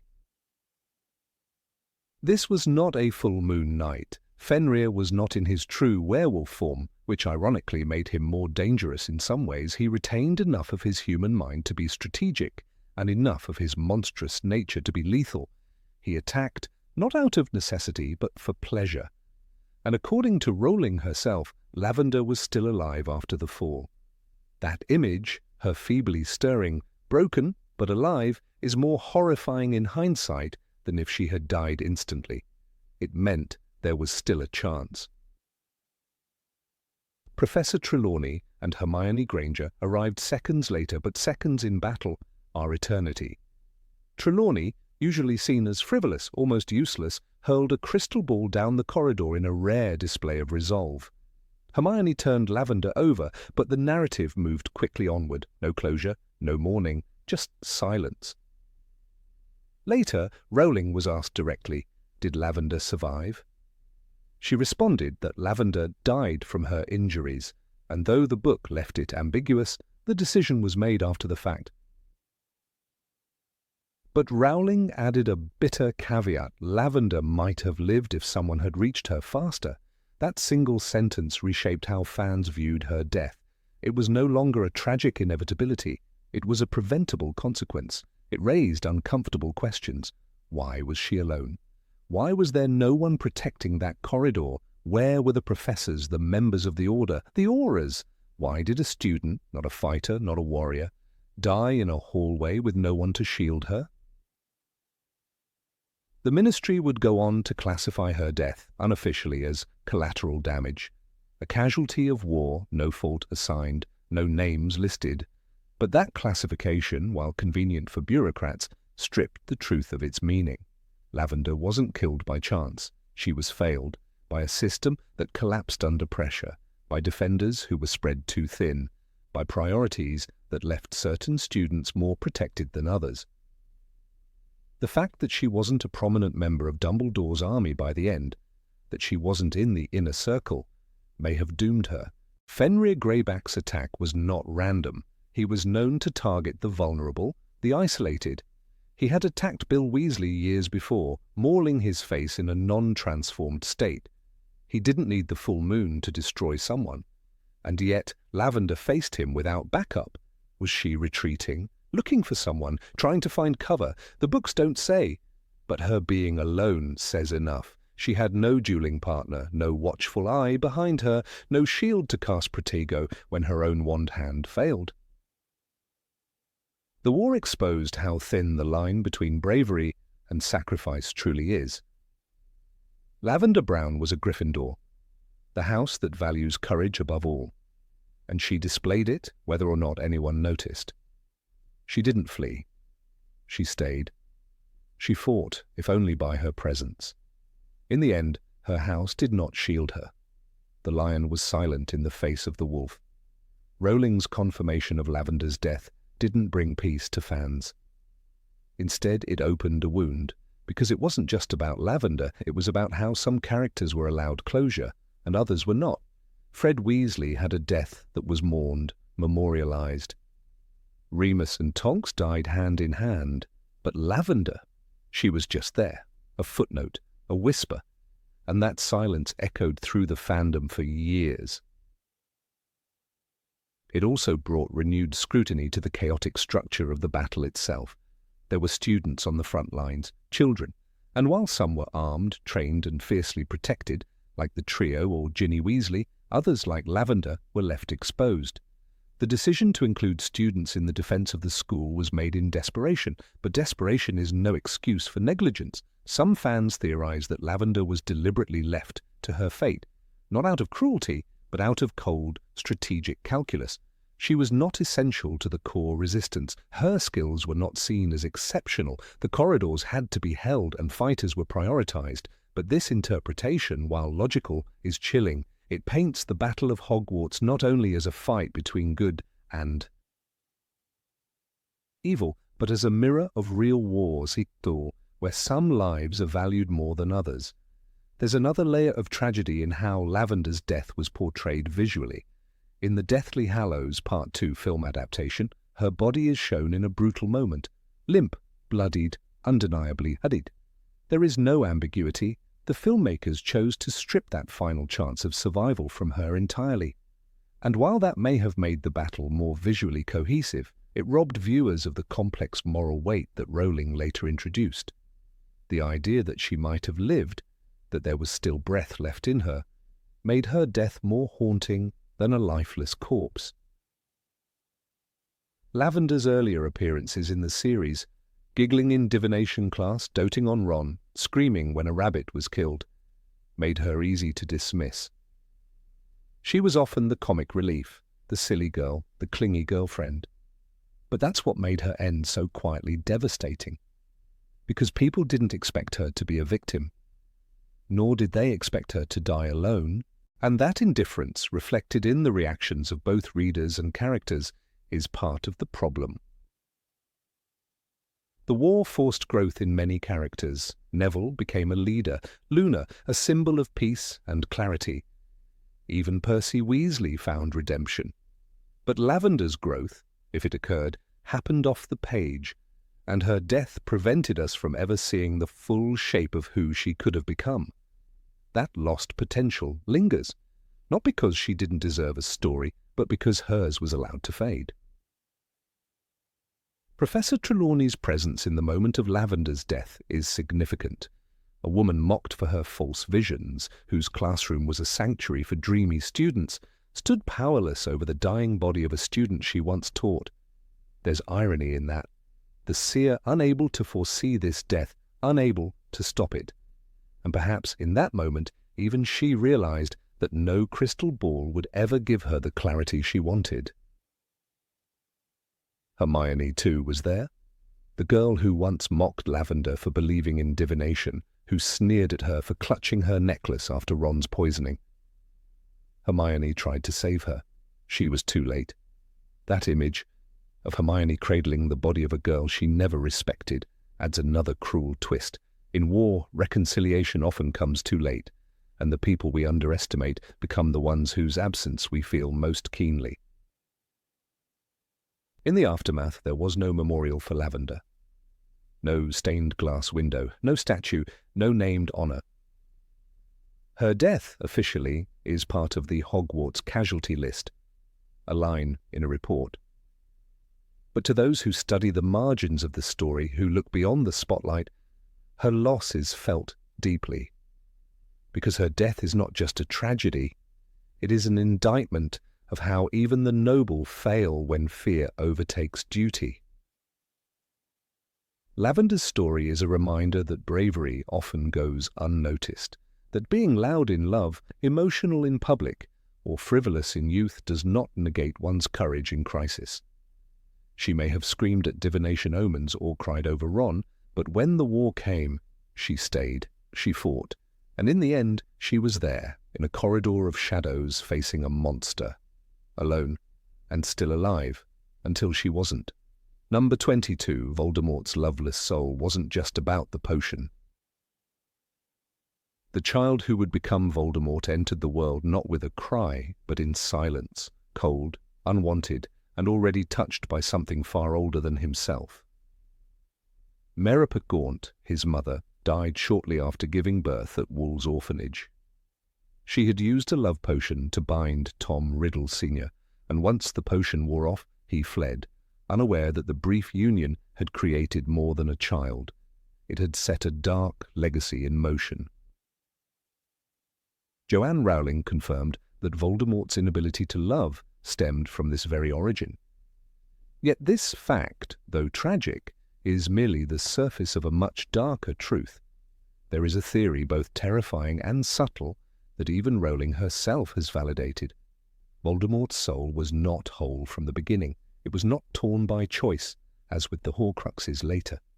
It was broken at birth. Within the magical world, there are whispers, ancient beliefs passed down through obscure tomes and wary mouths, that when a child is conceived under false pretenses, under enchantment or coercion, the soul can fracture before it even fully forms. These children were once called empty vessels. They might appear normal, might even surpass expectations in magical ability, but they lacked the core. Components of humanity: empathy, remorse, love. Rowling did not invent this idea. She confirmed it. In interviews, she elaborated on the concept that Tom Riddle was never truly capable of love, not only because of the love potion, but due to deeper damage. The Gaunt family line, cursed by generations of dark obsession and incestuous pride, fed into this corruption. Marvolo Gaunt, Merop's father, was a cruel and deranged man who clung obsessively to his bloodline. Morfin, her brother, was violent and unhinged. Merop herself was a woman shattered by abuse, her only act of rebellion being the enchantment of a handsome muggle. That this act resulted in conception under a false heart sealed her child's unnatural fate. The Gaunts were descended from Salazar Slytherin himself. They guarded their lineage fiercely to the point of marrying within their own family, allowing mental instability to flourish. Voldemort inherited not only magical talent but also a legacy of madness and detachment. Rowling once remarked, "He was conceived under the influence of a love potion. He was not born of love." But in another interview, she added something more cryptic. There's more to it than that. The soul can be damaged before it even begins to live. There is a moment in Harry Potter and the Half-Blood Prince when Dumbledore examines the young Tom Riddle's behavior. He notes with concern how, even as a child, Tom displayed cruelty, manipulation, and an unnatural control over others. "I can make bad things happen to people who annoy me. I can make them hurt if I want to," Tom once told him. This was not idle childhood mischief. It was an early sign of something twisted. Dumbledore himself sensed it. He later described the young Riddle as a child who is clever but lacks friends and who enjoys exerting control over others. In the world of magic, the capacity to love and form bonds is essential, not only for one's emotional well-being, but for the stability of the soul itself. A child who cannot form those bonds is missing more than affection. He is missing a cornerstone of what it means to be human. In Harry Potter and the Order of the Phoenix, Dumbledore says, "It is our choices, Harry, that show what we truly are, far more than our abilities." But what if the capacity to choose is itself limited by the soul's structure? Tom Riddle's soul, already cracked, from the moment it formed, lacked the spectrum of choice that most others had. He chose darkness, yes, but did he ever have a true alternative? The damage was invisible but omnipresent. Riddle excelled at Hogwarts. He was charming to teachers, brilliant in class, and terrifyingly adept at legilimency, but he never formed a single true friendship. His followers were not companions, they were tools. The name Death Eaters reflects not loyalty, but fear. Even Bellatrix Lestrange, who worshipped him fanatically, was never trusted. Voldemort saw no equals, no allies, only pawns. In The Half-Blood Prince, Dumbledore explains the nature of Horcruxes to Harry. He says, "It is the supreme act of evil. By committing murder, the murderer rips apart his own soul." But Voldemort's first murder, his father's, was committed not with hesitation, but with cold precision. There was no shock, no recoil. It wasn't merely a sign of his growing darkness. It was an indicator that something in him had always been absent. There is another passage worth noting. When Harry views memories of the young Riddle, he notices something deeply unnerving. In one, a young Tom confronts his Uncle Morphin and then steals the Gaunt Ring, a powerful magical artifact. He not only murders his father and grandparents soon after, but also frames Morphin for the crime. This level of calculation in a 16-year-old suggests a mind already accustomed to deceit and control. A damaged soul would not flinch at murder, it would see it as a means to power. Rowling alluded to this in an interview when she said, "Tom Riddle was always drawn to powerful magical objects, but unlike most children, he didn't seek knowledge, he sought domination. His fascination with controlling death, splitting the soul, and preserving himself through magic did not arise suddenly. These obsessions were rooted in the void left by a malformed spirit. The concept of the empty vessel is echoed in the behavior of inferi, the soulless corpses animated by dark magic. Voldemort, while not literally an inferius, acted with similar detachment from humanity. He used bodies, names, and even children, like the cursed baby in The Cursed Child, to serve his own return. Love, grief, mercy, these were foreign languages to him. Perhaps the most telling moment comes during the final confrontation in Harry Potter and the Deathly Hallows, when Harry tells Voldemort, "Try for some remorse, Tom. It's your one last chance." Voldemort laughs, scorning the idea. Rowling described this scene in interviews as crucial, not just because Harry was offering redemption, but because Voldemort was shown to be incapable of accepting it. Remorse requires a soul to reflect, to feel regret. But Voldemort's soul had been damaged too long, too deeply. In the Tales of Beedle the Bard, Rowling includes the Warlock's Hairy Heart, a fable about a man who cuts out his heart to avoid love. When he tries to reclaim it later, he is horrified by what it has become, a symbol of his own monstrosity. This tale, chilling and grotesque, mirrors Voldemort's life. He, too, removed the capacity for connection, believing it a weakness. But without love, he became monstrous. It is crucial to recognize that not all evil wizards are born this way. Bellatrix, Barty Crouch Jr., even Grindelwald, they made their choices, but they also retained some semblance of soul. Bellatrix felt loyalty, Crouch felt passion. Grindelwald, in his final days, showed regret. Voldemort felt nothing. He was beyond these shades of humanity because he had never truly possessed them. Rowling's use of magical metaphor serves a larger theme. The soul, in her world, is not just a metaphysical concept. It's a living, malleable entity. A child born of deception, cursed blood, and dark intention is not merely disadvantaged, they are wounded at the deepest level. Voldemort was a warning, not about power, but about absence. He was not evil because he chose to be. He was evil because something essential had never been present.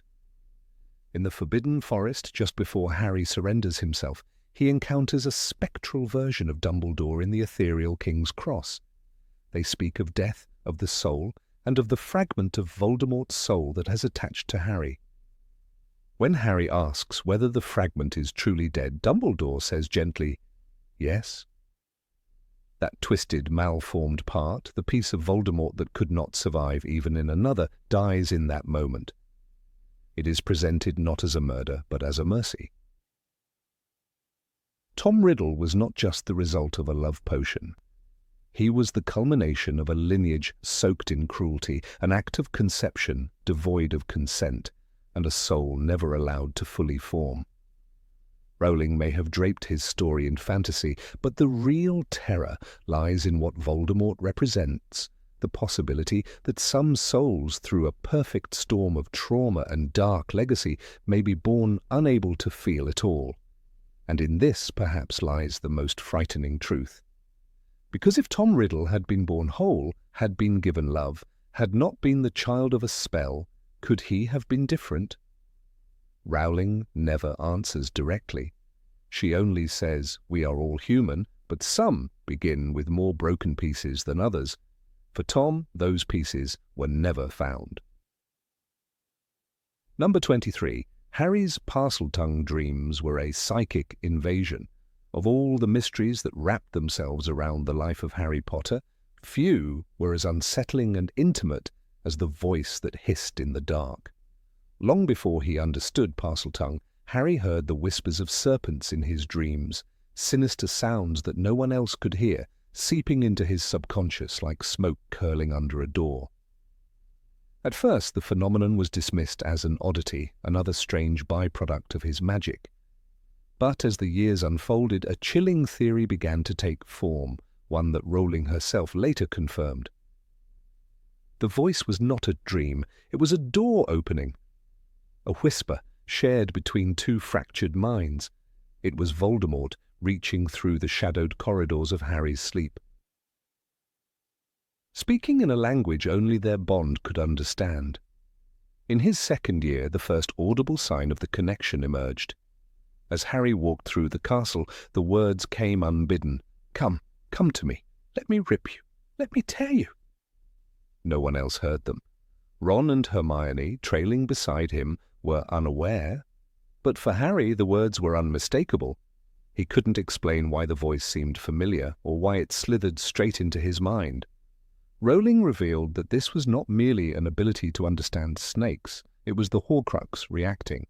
The fragment of Voldemort's soul embedded in Harry since infancy stirred in resonance with its master, who was simultaneously attempting to manipulate the events within the Chamber of Secrets. What Harry thought were nightmares were often visions, pieces of another man's life. When Arthur Weasley was attacked in Order of the Phoenix, Harry didn't dream the scene. He witnessed it. "He's got Dad," Harry had said in a panic upon waking. "He's got him. He's going to kill him." It was a moment when the connection reached beyond mere whispers and plunged into full possession. The scene was experienced through the eyes of the snake, Nagini, but more than that.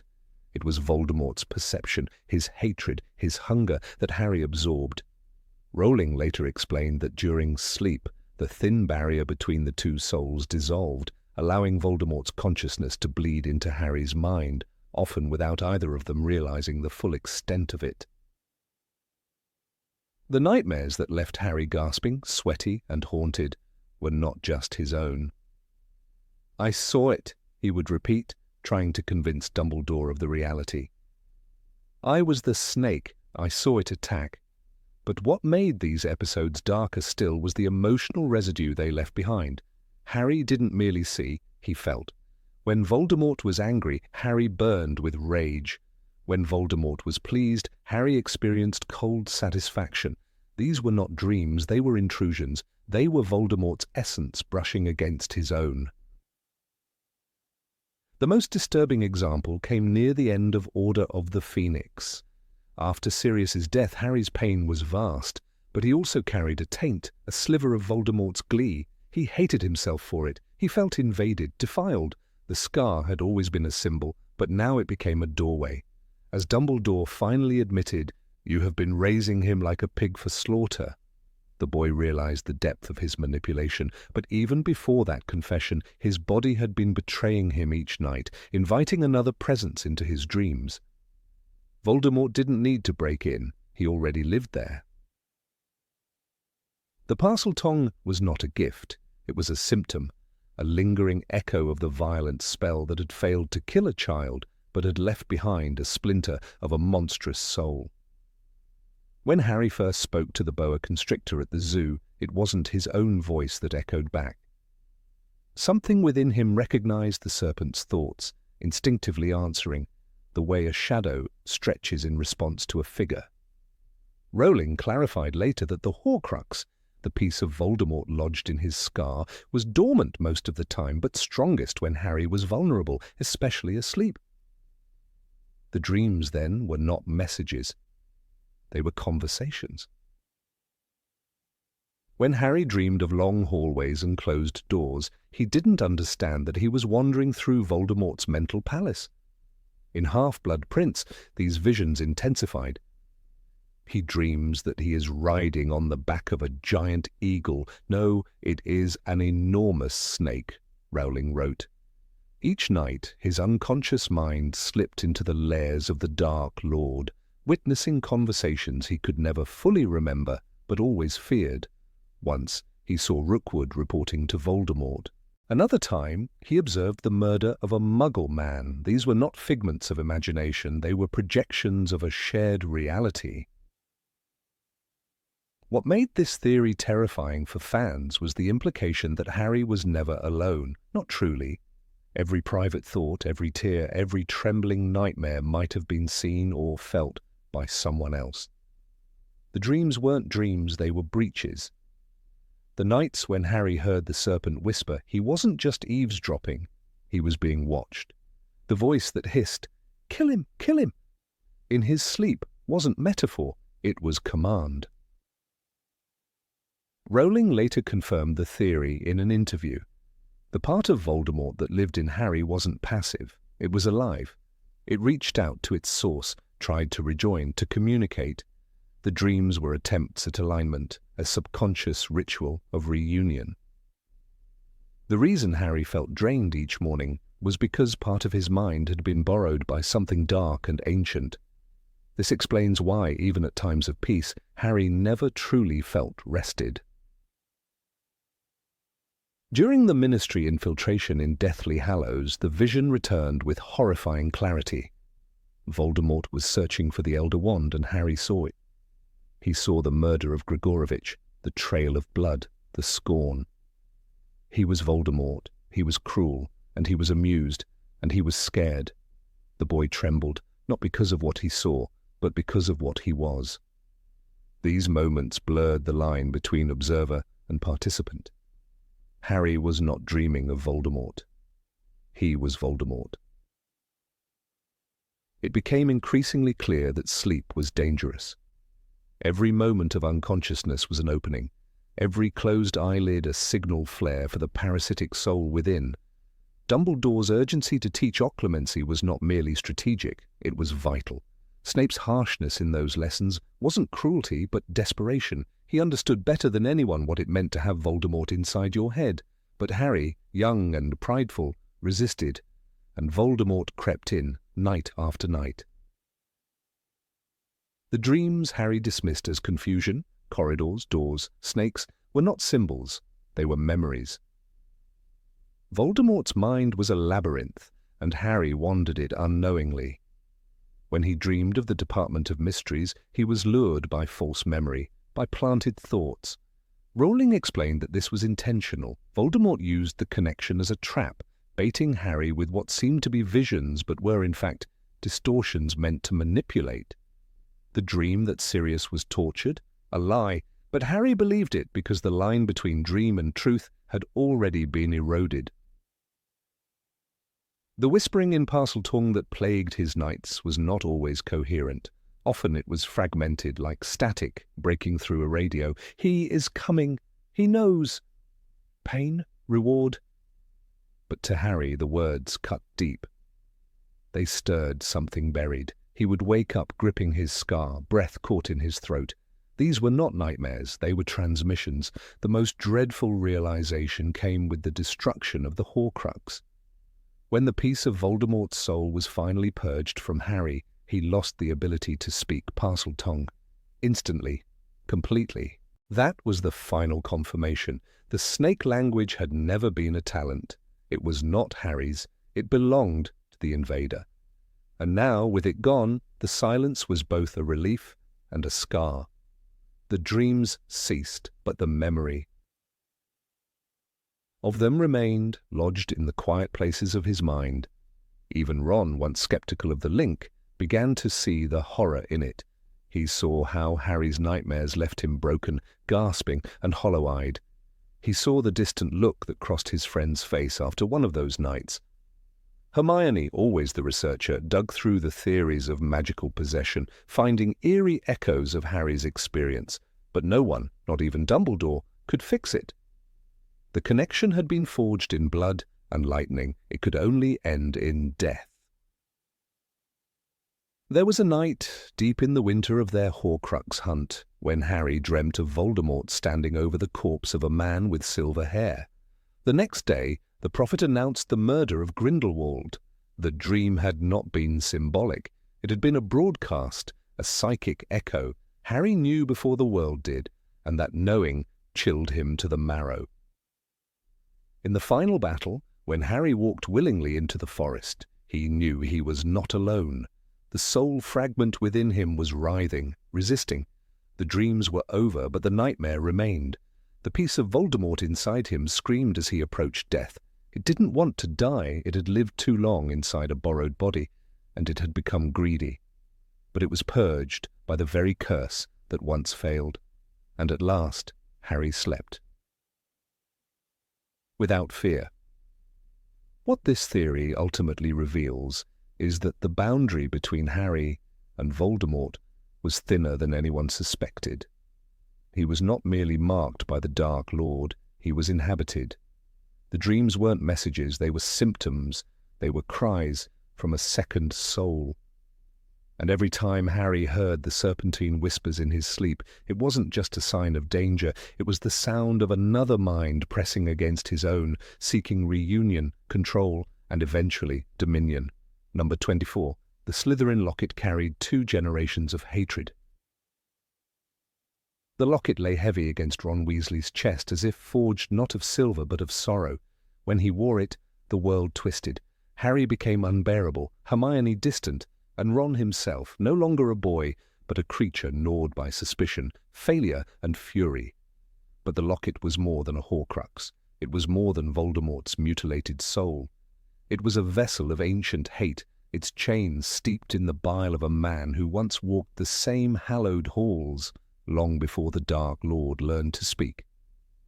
The theory that Salazar Slytherin's locket was cursed, even before Voldemort transformed it into a Horcrux, sounds like the sort of chilling speculation born in the darker corners of the fandom, yet it isn't speculation anymore. J.K. Rowling herself confirmed it. And when you look closer, the truth is worse than anyone imagined.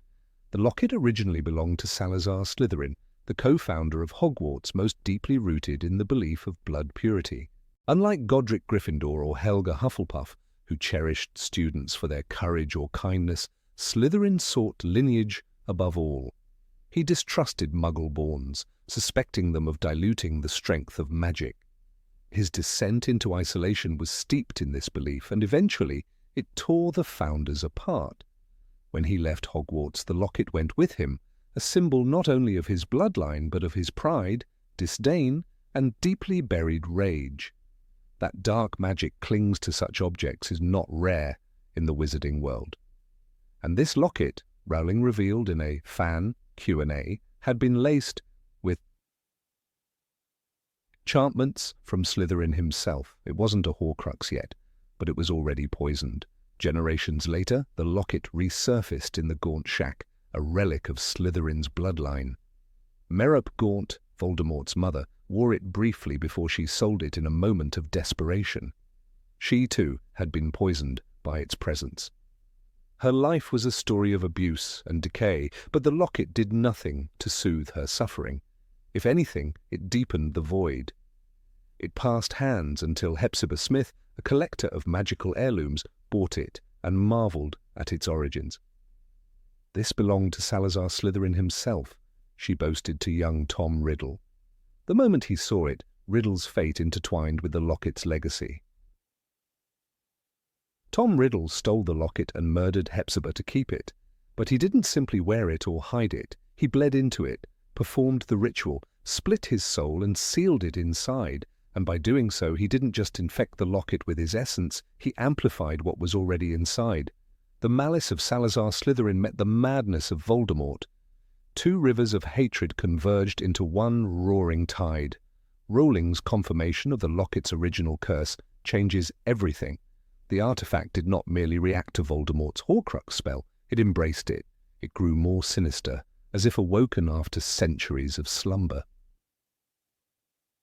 When Harry, Ron, and Hermione began their hunt for Horcruxes, they weren't prepared for the psychological assault the locket would bring. Every moment it touched their skin, it whispered. Ron heard voices that told him he was worthless, that Harry and Hermione didn't need him, that they pitied him. Harry felt overwhelmed by visions and thoughts not his own. Even Hermione, the most grounded of the three, began to unravel. Her logical mind became muddied. They took turns wearing it, not to share the burden equally, but to survive. Rowling has described the locket's effect as an amplification of one's darkest emotions. But with her recent revelation, we now understand that the locket wasn't simply a mirror, it was a speaker, broadcasting the hatred of two eras. One scene in particular lingers in memory. In the forest, far from any light or warmth, Ron, driven to breaking point, destroys the locket with the sword of Gryffindor. The moment is more than heroic, it is ceremonial. The locket resists him, unleashing visions, Harry and Hermione entwined in mockery, laughing at Ron's weakness. It is telling that the locket attacks not with curses or flames, but with emotion. It doesn't kill, it corrodes. That's the true legacy of Salazar Slytherin, corrosion of the spirit. Rowling later explained that when Ron stabbed the locket, he wasn't merely killing a Horcrux, he was severing a link to a much older darkness, the hate of Salazar reborn in Tom. In the Deathly Hallows, Dumbledore's notes on the locket were sparse. He had found it, or thought he had, and left it for Harry to discover. But the fake locket, placed by Regulus Black, carried its own despair. Regulus, a Slytherin who turned against Voldemort, had come to understand the locket's power. He died trying to destroy it. Kreacher, the house elf who accompanied him, spoke of how Regulus changed after stealing the locket. He was not well, Kreacher said, not just from the potion, not just from fear, but from something heavier. Regulus didn't only face Voldemort's wrath, he carried the locket, and perhaps it began to work on him too. Sirius Black hated his family's obsession with blood purity, and the locket, hidden in number 12 Grimmauld Place, remained unnoticed for years. But even during those years, the atmosphere of the house was cold, oppressive. The locket might have been a silent contributor. When it was finally discovered and worn by Umbridge, a woman already soaked in bigotry, it seemed to embolden her. She wore the locket as a badge of power, forcing Muggleborns to prove their worth. Her cruelty bloomed into fanaticism. She revelled in authority. She smiled while issuing punishments. The locket resting above her heart pulsed with approval. Could it be coincidence, or did the locket find resonance in Umbridge's soul? Rowling's confirmation reframes our understanding of these moments. The locket did not possess its wearers, it amplified what was already there. For Ron it was insecurity, for Umbridge, prejudice, for Merob, despair. The object was not neutral ground, it was a biased witness, a scribe of pain, and Voldemort's Horcrux merely intensified this by embedding raw, sentient malice into an already volatile vessel. This duality of ancient curse and modern evil is what makes the locket the most dangerous of the Horcruxes. The diary played tricks with memory, the ring cursed the body, but the locket, it attacked the soul without touching it. The darkness within it was insidious, layered. Not content to remain dormant, it spread through thought, poisoning relationships, planting seeds of doubt. Its destruction by Ron was an act of emotional strength. He wasn't just fighting Voldemort, he was rejecting Slytherin's legacy. A boy raised on stories of pure blood nobility stood before the symbol of that heritage and said no. The symbolism is not lost when one considers how the locket was destroyed. The sword of Gryffindor, imbued with basilisk venom and marked by bravery, was the only thing capable of piercing the Horcrux. It is poetic that an artifact associated with Gryffindor, Slytherin's ideological rival, was the key to ending the curse. It was Gryffindor's courage against Slytherin's contempt, and courage prevailed. Rowling's world is filled with such dualities, but none strike quite as sharply as the locket's defeat. One must also consider why Voldemort chose the locket in the first place. He had other relics, other tokens, but this one, Slytherin's legacy, meant everything. To him it was not just a container, it was a shrine. By embedding his soul in it, Voldemort aligned himself not just with Slytherin's name, but with his essence. In his arrogance, he believed himself the heir not only by blood, but by ideology. Yet even he, master of dark magic, could not control the locket's full potential. It turned on its wearers indiscriminately. It did not serve Voldemort. It served only its hate. When Harry opened the locket using Parseltongue, it reacted violently. The fragment of soul inside leapt forward, protective, manipulative. It conjured hallucinations meant to tear Ron apart. The voices were real to him. They spoke with the same venomous cadence Voldemort used in Harry's dreams. But beyond the surface malice there was something else, echoes of Slytherin's old bitterness, not the sharp, tactical malice of Voldemort, but the ancestral wound of rejection. That kind of hatred simmers for centuries. It doesn't fade with time, it waits for vessels. What Rowling's confirmation reveals is that the Horcruxes were not all equal. Some were more dangerous, not just because of the magic used, but because of the history embedded within. The locket had been a carrier of emotional disease long before Voldemort discovered it. The Horcrux did not invent its evil, it weaponized it. And that is what makes the locket uniquely horrifying. It is a horror born of generational resentment. Voldemort did not invent hatred of Muggle-borns. He inherited it, embraced it, then immortalized it in silver. Perhaps most unsettling is the idea that the locket, had it never been turned into a Horcrux, might still have wreaked havoc. Passed from one pure blood family to another, it might have quietly warped minds and hardened hearts. It might have remained a subtle, corrosive influence, a dark heirloom mistaken for tradition. Its power, then, was not only magical, but ideological. It whispered of supremacy, it rewarded cruelty, and it punished empathy. It is no wonder, then, that its destruction felt like a breaking of chains.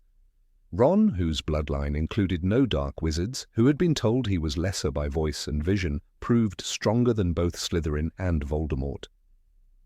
In that frozen forest, sword in hand, he severed not only the Horcrux but the ancestral poison it carried. The scream the locket emitted as it died was not just Voldemort's. It was Slytherin's rage, echoing through time, silenced at last. J.K. Rowling's world thrives on layers. What once seemed like an evil trinket now stands revealed as the darkest artifact in the wizarding world, not because of the soul inside, but because of the souls before. The Locket was a legacy of hate, of fear, of illusion, and only when Ron destroyed it did the cycle finally break.